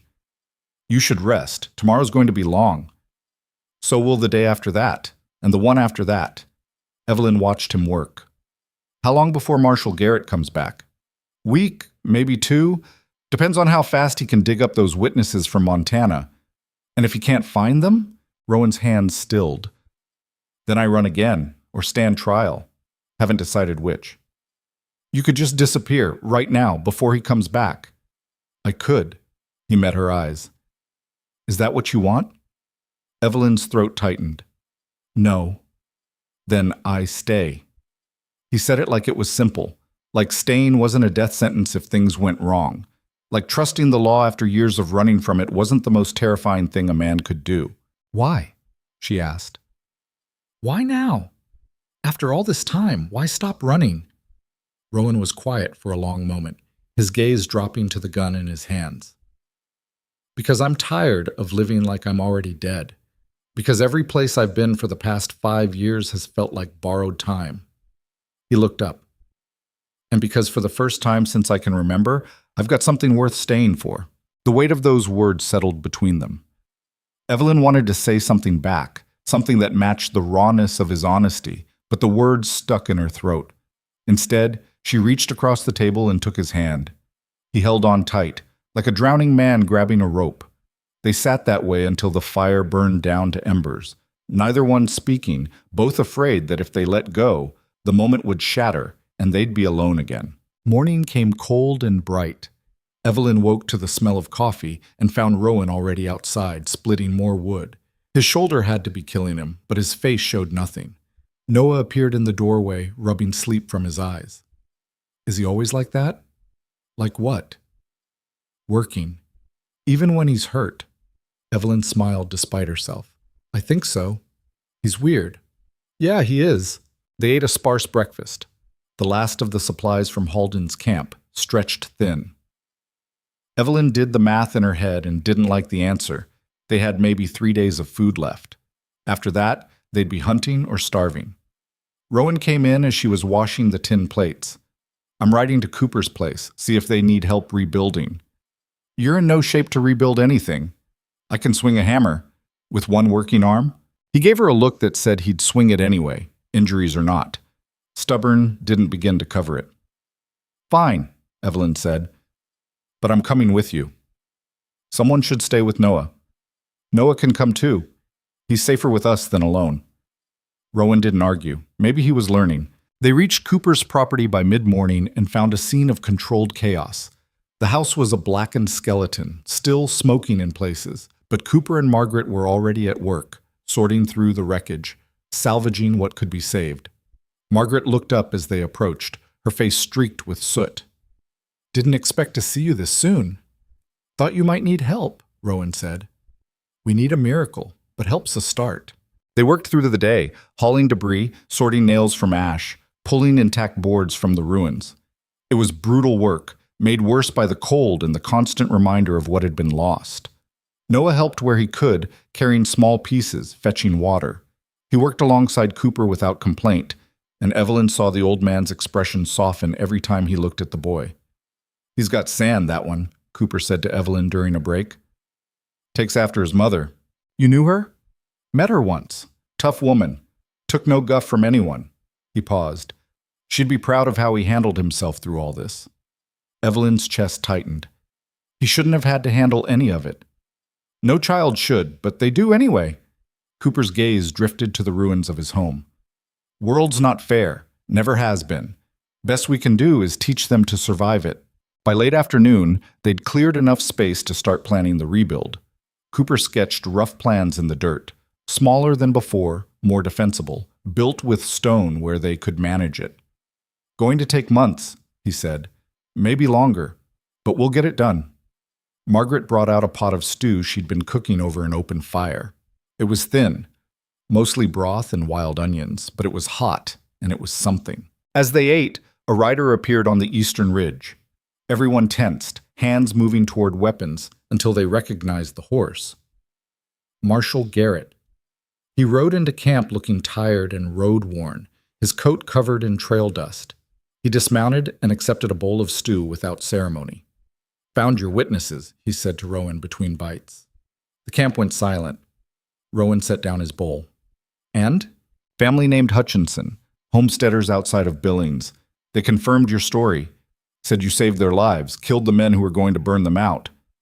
Garrett pulled a folded paper from his coat. "Montana Territorial Prosecutor reviewed the case. Given the circumstances, they're dropping the charges." Evelyn's breath caught. "He's free?" "Free and clear." Garrett handed the paper to Rowan. "Officially pardoned. You can stop looking over your shoulder." Rowan stared at the document like it might vanish if he blinked. His hands trembled slightly as he unfolded it, reading the words that ended 5 years of running. "I don't understand," he said quietly. "They've been hunting me for half a decade. Why stop now?" "Because the men you killed worked for a company that got shut down for corruption last year. Half the territorial government was taking bribes from them. Once that came out, anyone who'd stood against them became less of a criminal and more of a—" Garrett searched for the word. "Inconvenience to clean up. The prosecutor saw a chance to close an old case and look good doing it. So it's politics." "Everything's politics," Garrett finished his stew and stood. "But the result's the same. You're a free man, Kane." Rowan looked at Evelyn, his expression caught somewhere between disbelief and something that might have been hope. "Free," he repeated, like he was testing how the word felt. Garrett stayed the night and left at dawn, carrying statements from everyone about Halden's operation. He promised to expedite Evelyn's land claim, though he warned it would still take time. "Wheels of justice turn slow," he said, "but they do turn." After he left, the camp settled into a new rhythm. They worked on Cooper's house during the day, returned to Rowan's cabin at night. It was hard labor, made harder by dwindling supplies and the weather turning meaner. 2 weeks in, the food ran out completely. Rowan took his rifle and disappeared into the mountains before dawn. He returned after dark with a deer. Not a big one, but enough to keep them fed for a while. "Where'd you learn to hunt like that?" Noah asked, watching Rowan butcher the animal with quick, efficient cuts. "My father. Before he died." "How'd he die?" "Mining accident, cave-in." Rowan didn't look up from his work. "I was 12. What'd you do after?" "Survived, same as everyone." Noah was quiet for a moment, then, "My ma said surviving's not the same as living." Rowan's hands paused. He looked at the boy, really looked at him, and something shifted in his expression. "Your ma was smart." "She was." Noah's voice got small. "I miss her." "I know. Do you miss your pa?" Every day. The boy nodded like that made sense. Then he went back to watching Rowan work, and they didn't talk about it again. Winter deepened. Snow fell in waves, burying the valley under white that seemed to have no end. They burned through wood faster than they could cut it. Evelyn's hands split and bled from the cold, and no amount of salve seemed to help. But slowly, impossibly, Cooper's house began to take shape. Walls rose. A roof went on. It wasn't pretty, and it wasn't finished, but it was shelter. On the day they got the chimney working, Margaret made a stew with the last of the deer meat and some potatoes she'd been hoarding. They ate together in the new house, sitting on the floor because there wasn't furniture yet, and it felt like a small victory against everything that had tried to break them. To surviving, Cooper said, raising his cup. To living, Margaret corrected. They drank to that. That night, walking back to Rowan's cabin through knee-deep snow, Evelyn slipped on ice and nearly fell. Rowan caught her, his arm around her waist, holding her steady. She looked up at him, at the way moonlight caught the frost in his beard, at the scars that mapped his face like a history written in violence. "Thank you," she said. "For what?" "For staying. For not running when you had the chance." His arm tightened around her. "Told you I wouldn't." "I know, but I still can't quite believe it." "Believe it." He leaned down and kissed her forehead, gentle despite the roughness of everything else about him. "I'm not going anywhere." They made it back to the cabin and found Noah already asleep by the fire, wrapped in every blanket they owned. Evelyn added wood to the flames and settled beside Rowan on the floor, her head on his shoulder. "What happens when the land claim goes through?" he asked quietly. "I don't know. Rebuild, I guess. Try to make something out of what's left. You could sell, take the money and go somewhere easier." "I could." She laced her fingers through his. "But I won't." "Why not?" "Because Tom's buried there. Because it's the only thing I have left of the life I built." She paused. "And because I'm tired of running too." Rowan's thumb traced circles on the back of her hand. "Then we rebuild together." "You sure? That's a lot of work for land that isn't yours." "Could be." Evelyn pulled back to look at him. "Could be what?" "Mine. If you wanted." His jaw tightened. "I'm not good with words. Never have been. But what I'm trying to say is, if you'll have me, if you think you could stand having me around permanent-like, I'd like to help you build something that lasts." Her heart hammered. "Rowan Kane, are you asking to marry me?" "Not yet. Don't have a ring. Don't have anything worth offering." He met her eyes. "But I'm saying I want to. When things settle. When you're ready. If you're ready." Evelyn stared at him, this man who'd killed and bled and fought his way through hell, now offering her something as simple and terrifying as a future. "Ask me again when spring comes," she said softly. "And you'll say yes?" "I don't know yet," she smiled. "But I'm thinking about it." He pulled her close, and they sat that way until the fire burned low, both of them imagining what spring might bring. The weeks bled into months. Winter held on with vicious determination, dumping snow until the valley disappeared under drifts taller than a man. They survived on game and whatever supplies Cooper could spare, rationing everything, making each meal stretch further than seemed possible. Noah grew thinner despite their efforts. So did Evelyn. Rowan seemed immune to starvation, his frame staying solid through sheer stubborn refusal to break. In late February, disaster struck. Evelyn woke in the night to Noah coughing, deep, wet sounds that rattled in his chest. She pressed her hand to his forehead and felt heat radiating through his skin. "Rowan," she said, her voice tight with fear. "He's burning up."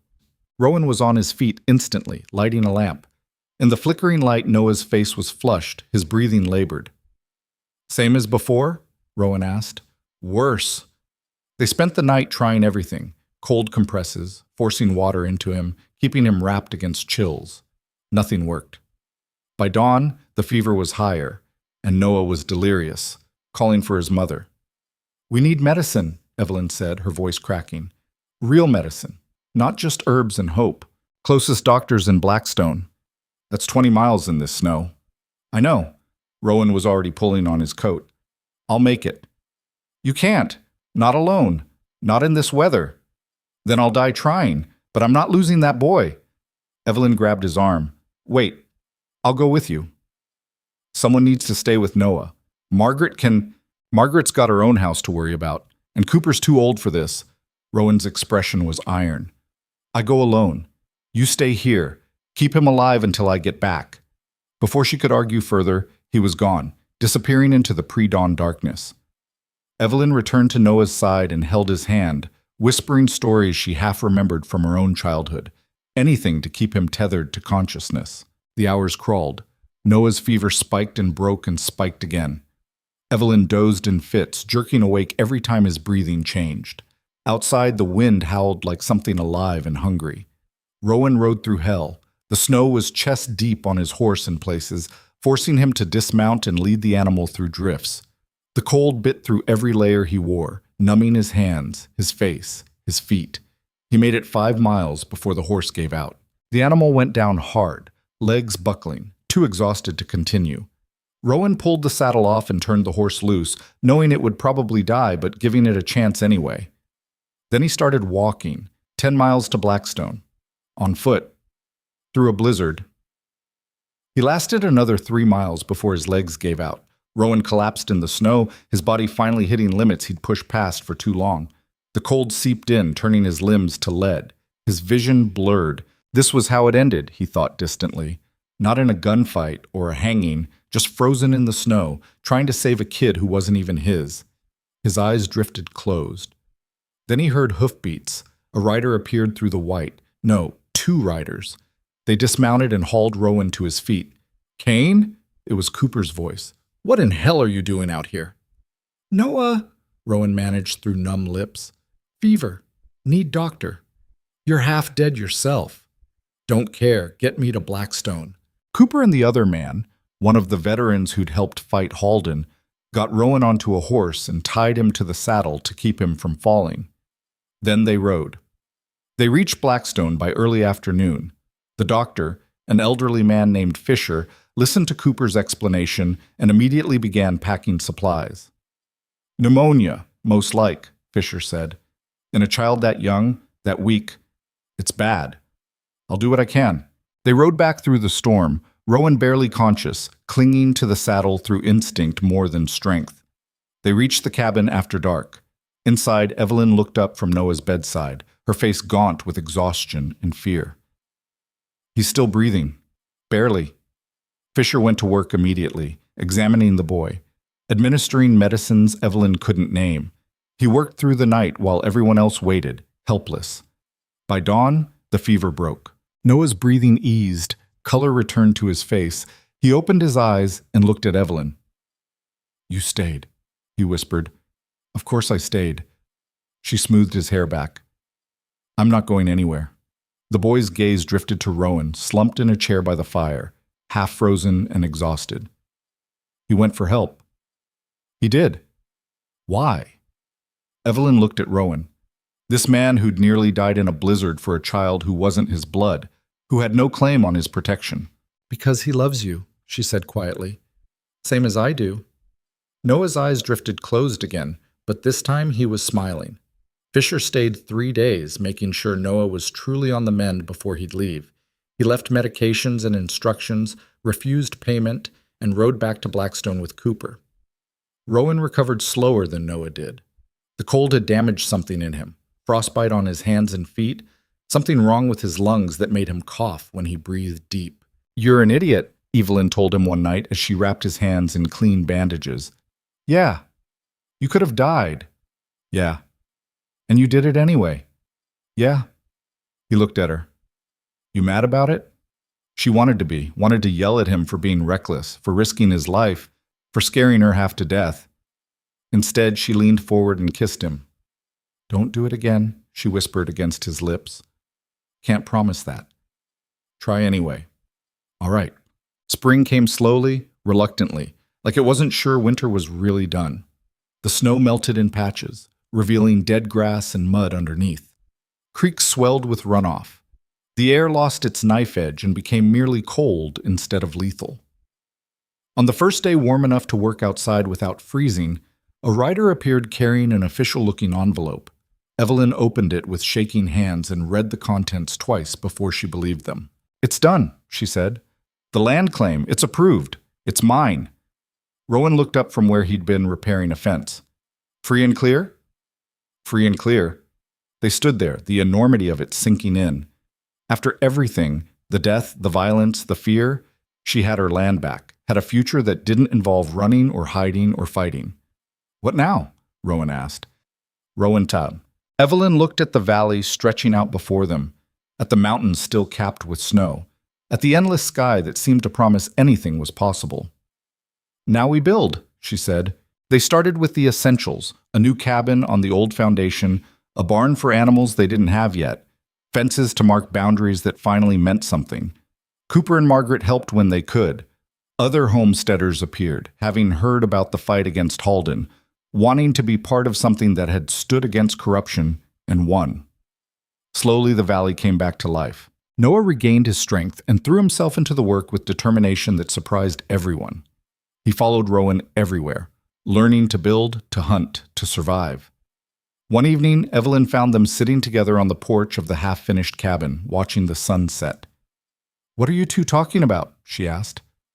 "Rowan's teaching me to shoot," Noah said. "He is he?" "Boy should know how to defend himself," Rowan said. "He's 8 years old." "I was shooting at 6. Evelyn shook her head but didn't argue. The world was what it was. Better Noah learned from someone who'd keep him safe. She sat down between them, and they watched the light fade from the sky together. 3 people who'd found each other in the worst circumstances and somehow made something good out of it. "Miss Evelyn," Noah said eventually. "Yeah? Is Rowan going to stay, like forever?" Evelyn glanced at Rowan. He was looking at her, his expression open in a way it rarely was.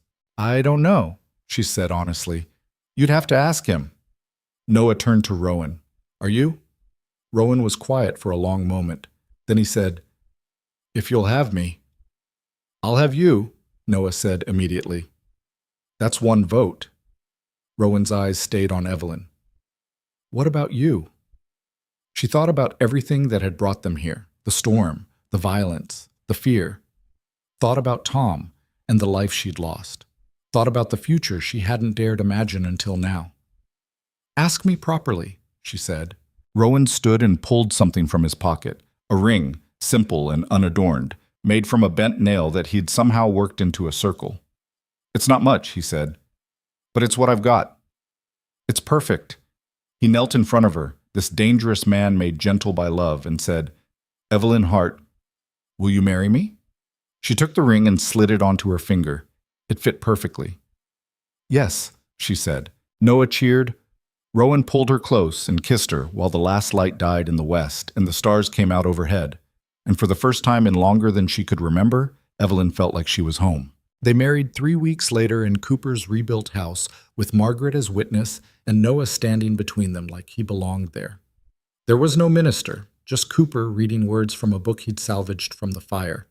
Something about commitment and choosing each other every day, even when it was hard. Especially when it was hard. Evelyn wore the same dress she'd worn to marry Tom, because it was the only dress she owned. Rowan wore a clean shirt Margaret had mended for him, his hair combed back, his beard trimmed.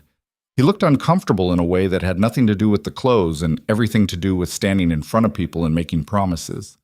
But when Cooper asked if he'd have Evelyn as his wife, Rowan's voice didn't waver. "I will." And when Cooper turned to Evelyn, she looked at this man who'd saved her life 6 times, who'd nearly died for a child who wasn't his, who'd stopped running because she'd asked him to stay. "I will," she said. They kissed, and Noah clapped, and Margaret cried quietly into her handkerchief.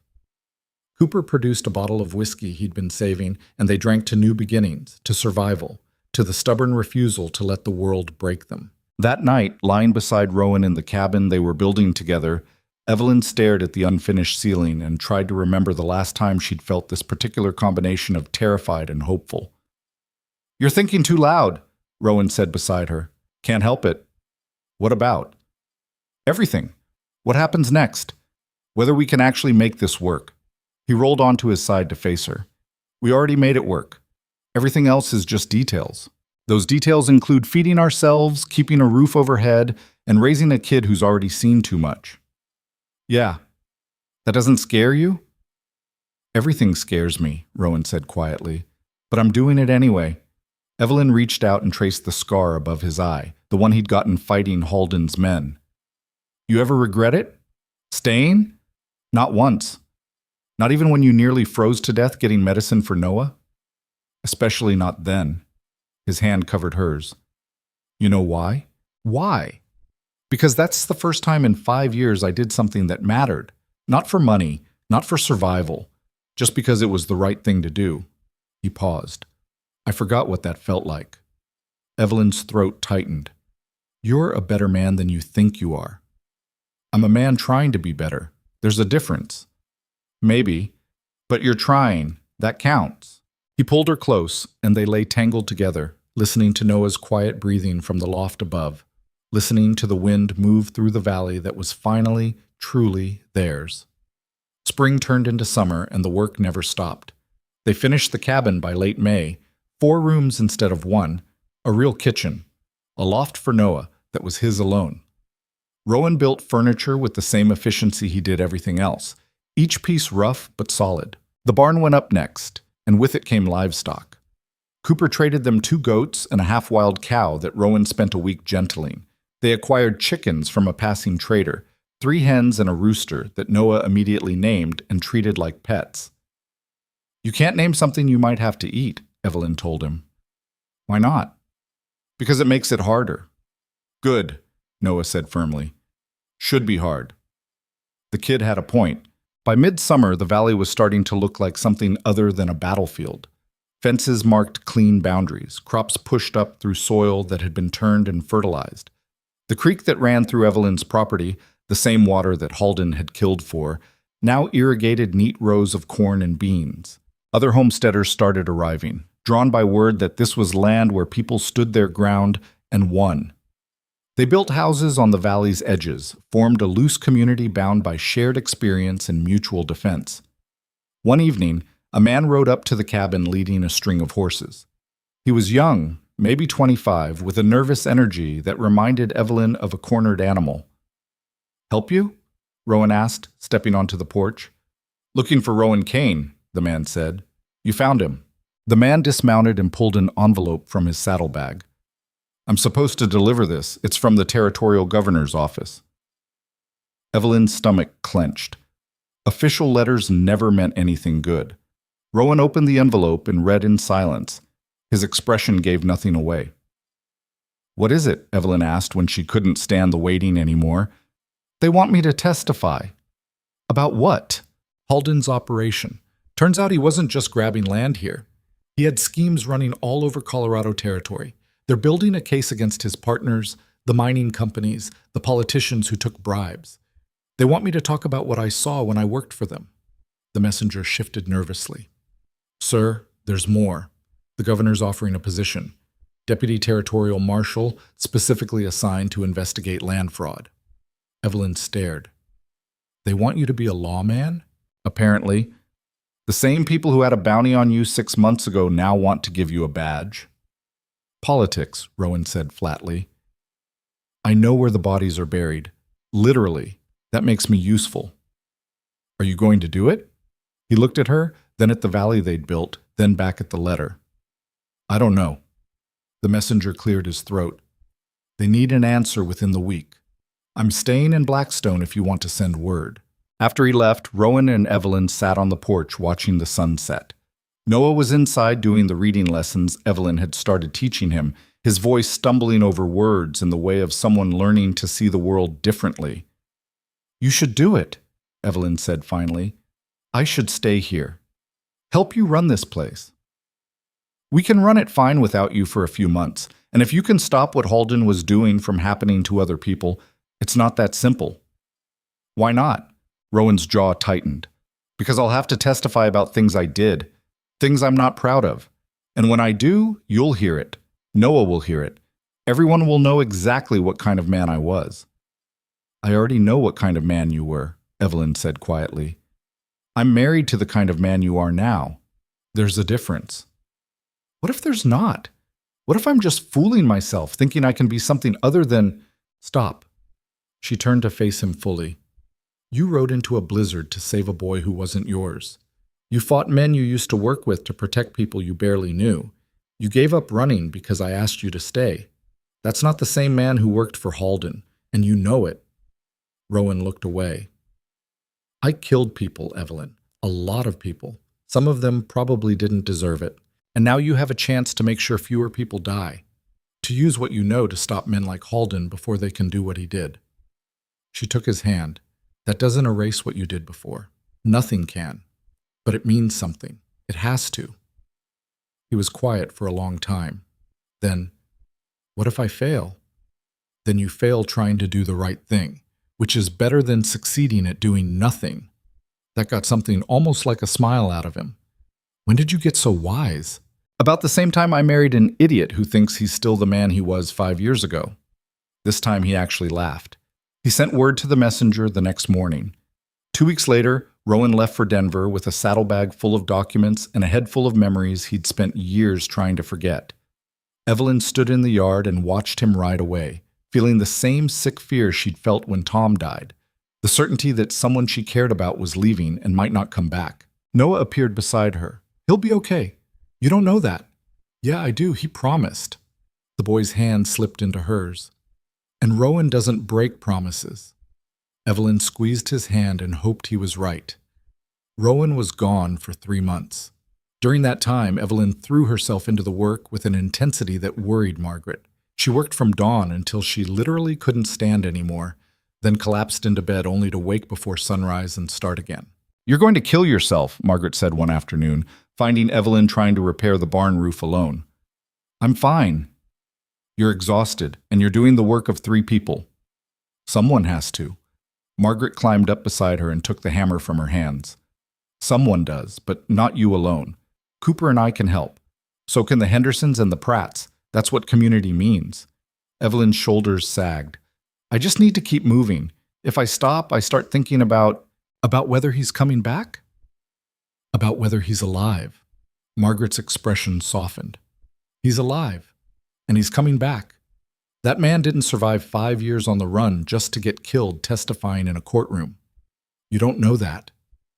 I know men, and I know Cain would walk through hell itself to get back to you and that boy." She handed the hammer back. "But until he does, you need to pace yourself. Because if you work yourself to death, what's he coming back to?" The words hit harder than Evelyn wanted to admit. She climbed down from the roof and let Margaret help her finish the work, and for the first time in weeks, she went to bed before midnight. Letters arrived sporadically. Rowan's handwriting was rough but legible, his words careful and sparse. He was alive. The testimony was ongoing. The case was bigger than anyone had realized. Dozens of officials implicated, fortunes built on stolen land and murdered homesteaders. "It's bad," he wrote in one letter. "Worse than I thought. But they're listening, and people are going to pay for what they did." In another, "I miss you, both of you. Tell Noah I'll teach him to track when I get home." And in the last one, before he went silent for 6 weeks, "If something happens to me, the land is yours free and clear. I made sure of it. Take care of each other." Evelyn read that letter a dozen times, looking for hidden meaning, for reassurance that everything would be fine. She found neither. Then on a cold morning in late September, a rider appeared on the horizon. Evelyn's heart stopped. She knew that silhouette, knew the way he sat a horse, knew the set of his shoulders even from half a mile away. Rowan was home. She ran to meet him, not caring how it looked, not caring about anything except the fact that he was alive and whole and here. He dismounted and caught her as she crashed into him, holding her so tight she could barely breathe. "You're okay," she said against his chest. "You're okay." "I'm okay." "I thought, when you stopped writing, they had me in protective custody, couldn't send letters." His arms tightened. "I'm sorry." Noah came tearing out of the cabin and hit Rowan at a full run, wrapping his arms around both of them. Rowan ruffled the boy's hair and lifted him off the ground like he weighed nothing. "You get taller while I was gone?" Rowan asked. "Maybe." "Definitely. Look at you." They went inside and Evelyn made coffee while Rowan settled into a chair like he wasn't sure he was allowed to stay. He looked thinner, more tired, older somehow. "How'd it go?" she asked. "They convicted 18 people, politicians, company men, land brokers, Halden's whole network." He paused. and they offered me the marshal position permanent. Evelyn's hand stilled on the coffee pot. What'd you say? I said I needed to talk to my wife first. She poured the coffee and sat across from him, studying his face. Do you want to do it? Part of me does. The part that wants to make sure what happened here doesn't happen somewhere else. He met her eyes. But part of me just wants to stay here and build a life that doesn't involve violence. Those don't have to be different things. How do you figure? You take the job. You work it for a few months a year when they need you. The rest of the time, you're here. Evelyn reached across the table and took his hand. We manage. We make it work. That's asking a lot of you. So, you asked a lot when you stopped running. I asked a lot when I said yes. Marriage is asking a lot and doing it anyway. Rowan's thumb traced circles on her palm. You sure? I'm sure I don't want you wondering 10 years from now if you should have done more. I'm sure I married a man who gives a damn about right and wrong. And I'm sure we can handle a few months apart if it means fewer people lose everything the way we almost did. He was quiet for a long moment. Then he nodded. All right, I'll do it. Noah, who'd been listening from the corner, spoke up. Does this mean you'll have a badge? Yeah. Can I see it? Rowan pulled a silver star from his pocket and tossed it to the boy. Noah caught it and turned it over in his hands, his eyes wide. This is the coolest thing I've ever seen, he breathed. Don't lose it. They'll make me pay for a new one. I won't. I promise. Noah pinned it to his own shirt and stood up straighter. How do I look? Like trouble, Rowan said. But he was smiling.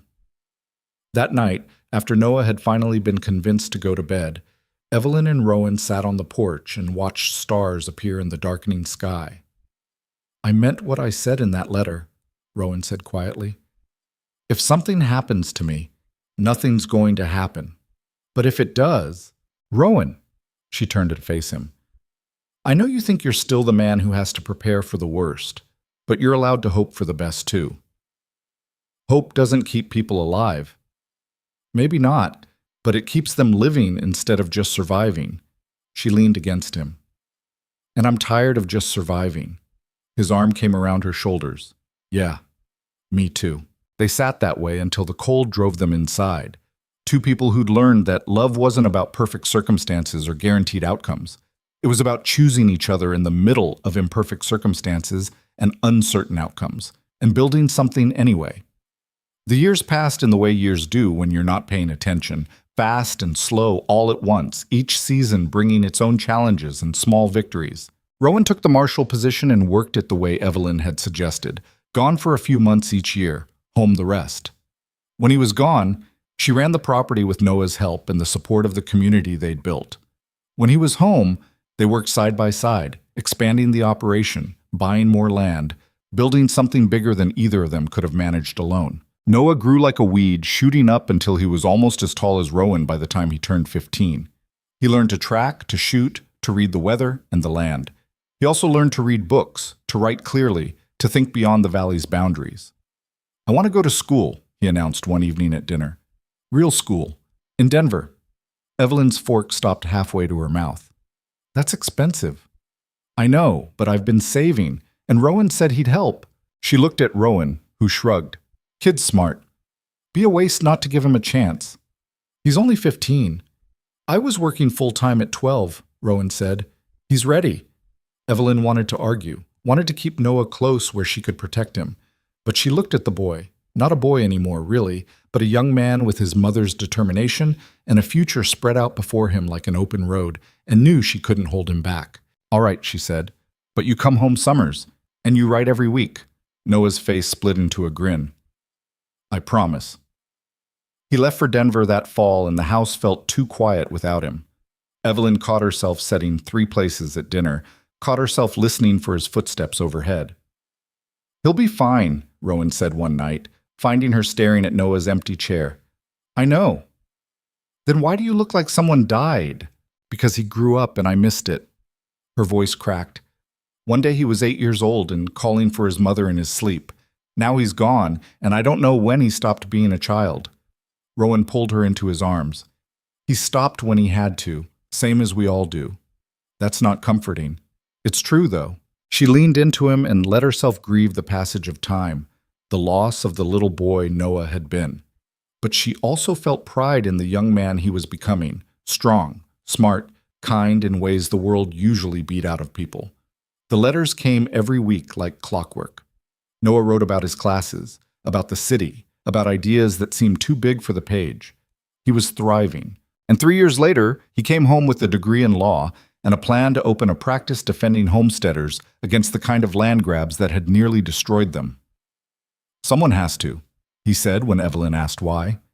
"Might as well be someone who knows what it costs." He set up his office in Blackstone and took on clients who couldn't pay, funded by the cases where he could charge. Within a year, he'd earned a reputation as the lawyer who didn't back down, who'd fight land companies and corrupt officials with the same intensity Rowan had once fought with guns. Evelyn watched him work and saw pieces of everyone who'd shaped him: his mother's stubbornness, Rowan's refusal to quit, her own determination to protect what mattered. "You did good," Rowan said one night after Noah had left following dinner. "We did good," Evelyn corrected. "Yeah, we did." More years passed, the valley filled with families, with children who'd never known what it was like to live in fear of men like Halden. Cooper and Margaret grew old gracefully, their rebuilt house a gathering place for anyone who needed advice or shelter. Rowan's hair went fully gray, and the old injuries started catching up to him. He moved slower, worked shorter days, spent more time teaching younger deputies than doing the work himself. "I'm getting old," he said one morning, watching his hands shake while he tried to button his shirt. "We both are," Evelyn said, crossing the room to help him. "Yeah, but I had plans to die young and good-looking. This wasn't part of it." She laughed despite herself. "Sorry to disappoint." "You never have." He caught her hand and held it. Not once. They were in their early 60s when Rowan finally retired from marshal work for good. His body couldn't handle the travel anymore, couldn't handle the long hours or the physical demands. "What are you going to do with yourself?" Evelyn asked. "Thought I'd try just living, see how that feels." "And if you hate it, then I'll complain a lot and you'll tell me to shut up." He smiled. Same as always.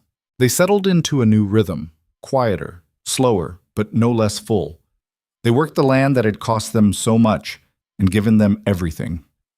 They watched Noah build a life defending people who couldn't defend themselves. They grew old together in a way neither of them had ever expected to have the chance to do. One spring morning, 23 years after the blizzard that had brought Rowan to Evelyn's door, he found her standing at Tom's grave. She'd kept it maintained all these years, a simple stone marker on a hill overlooking the valley.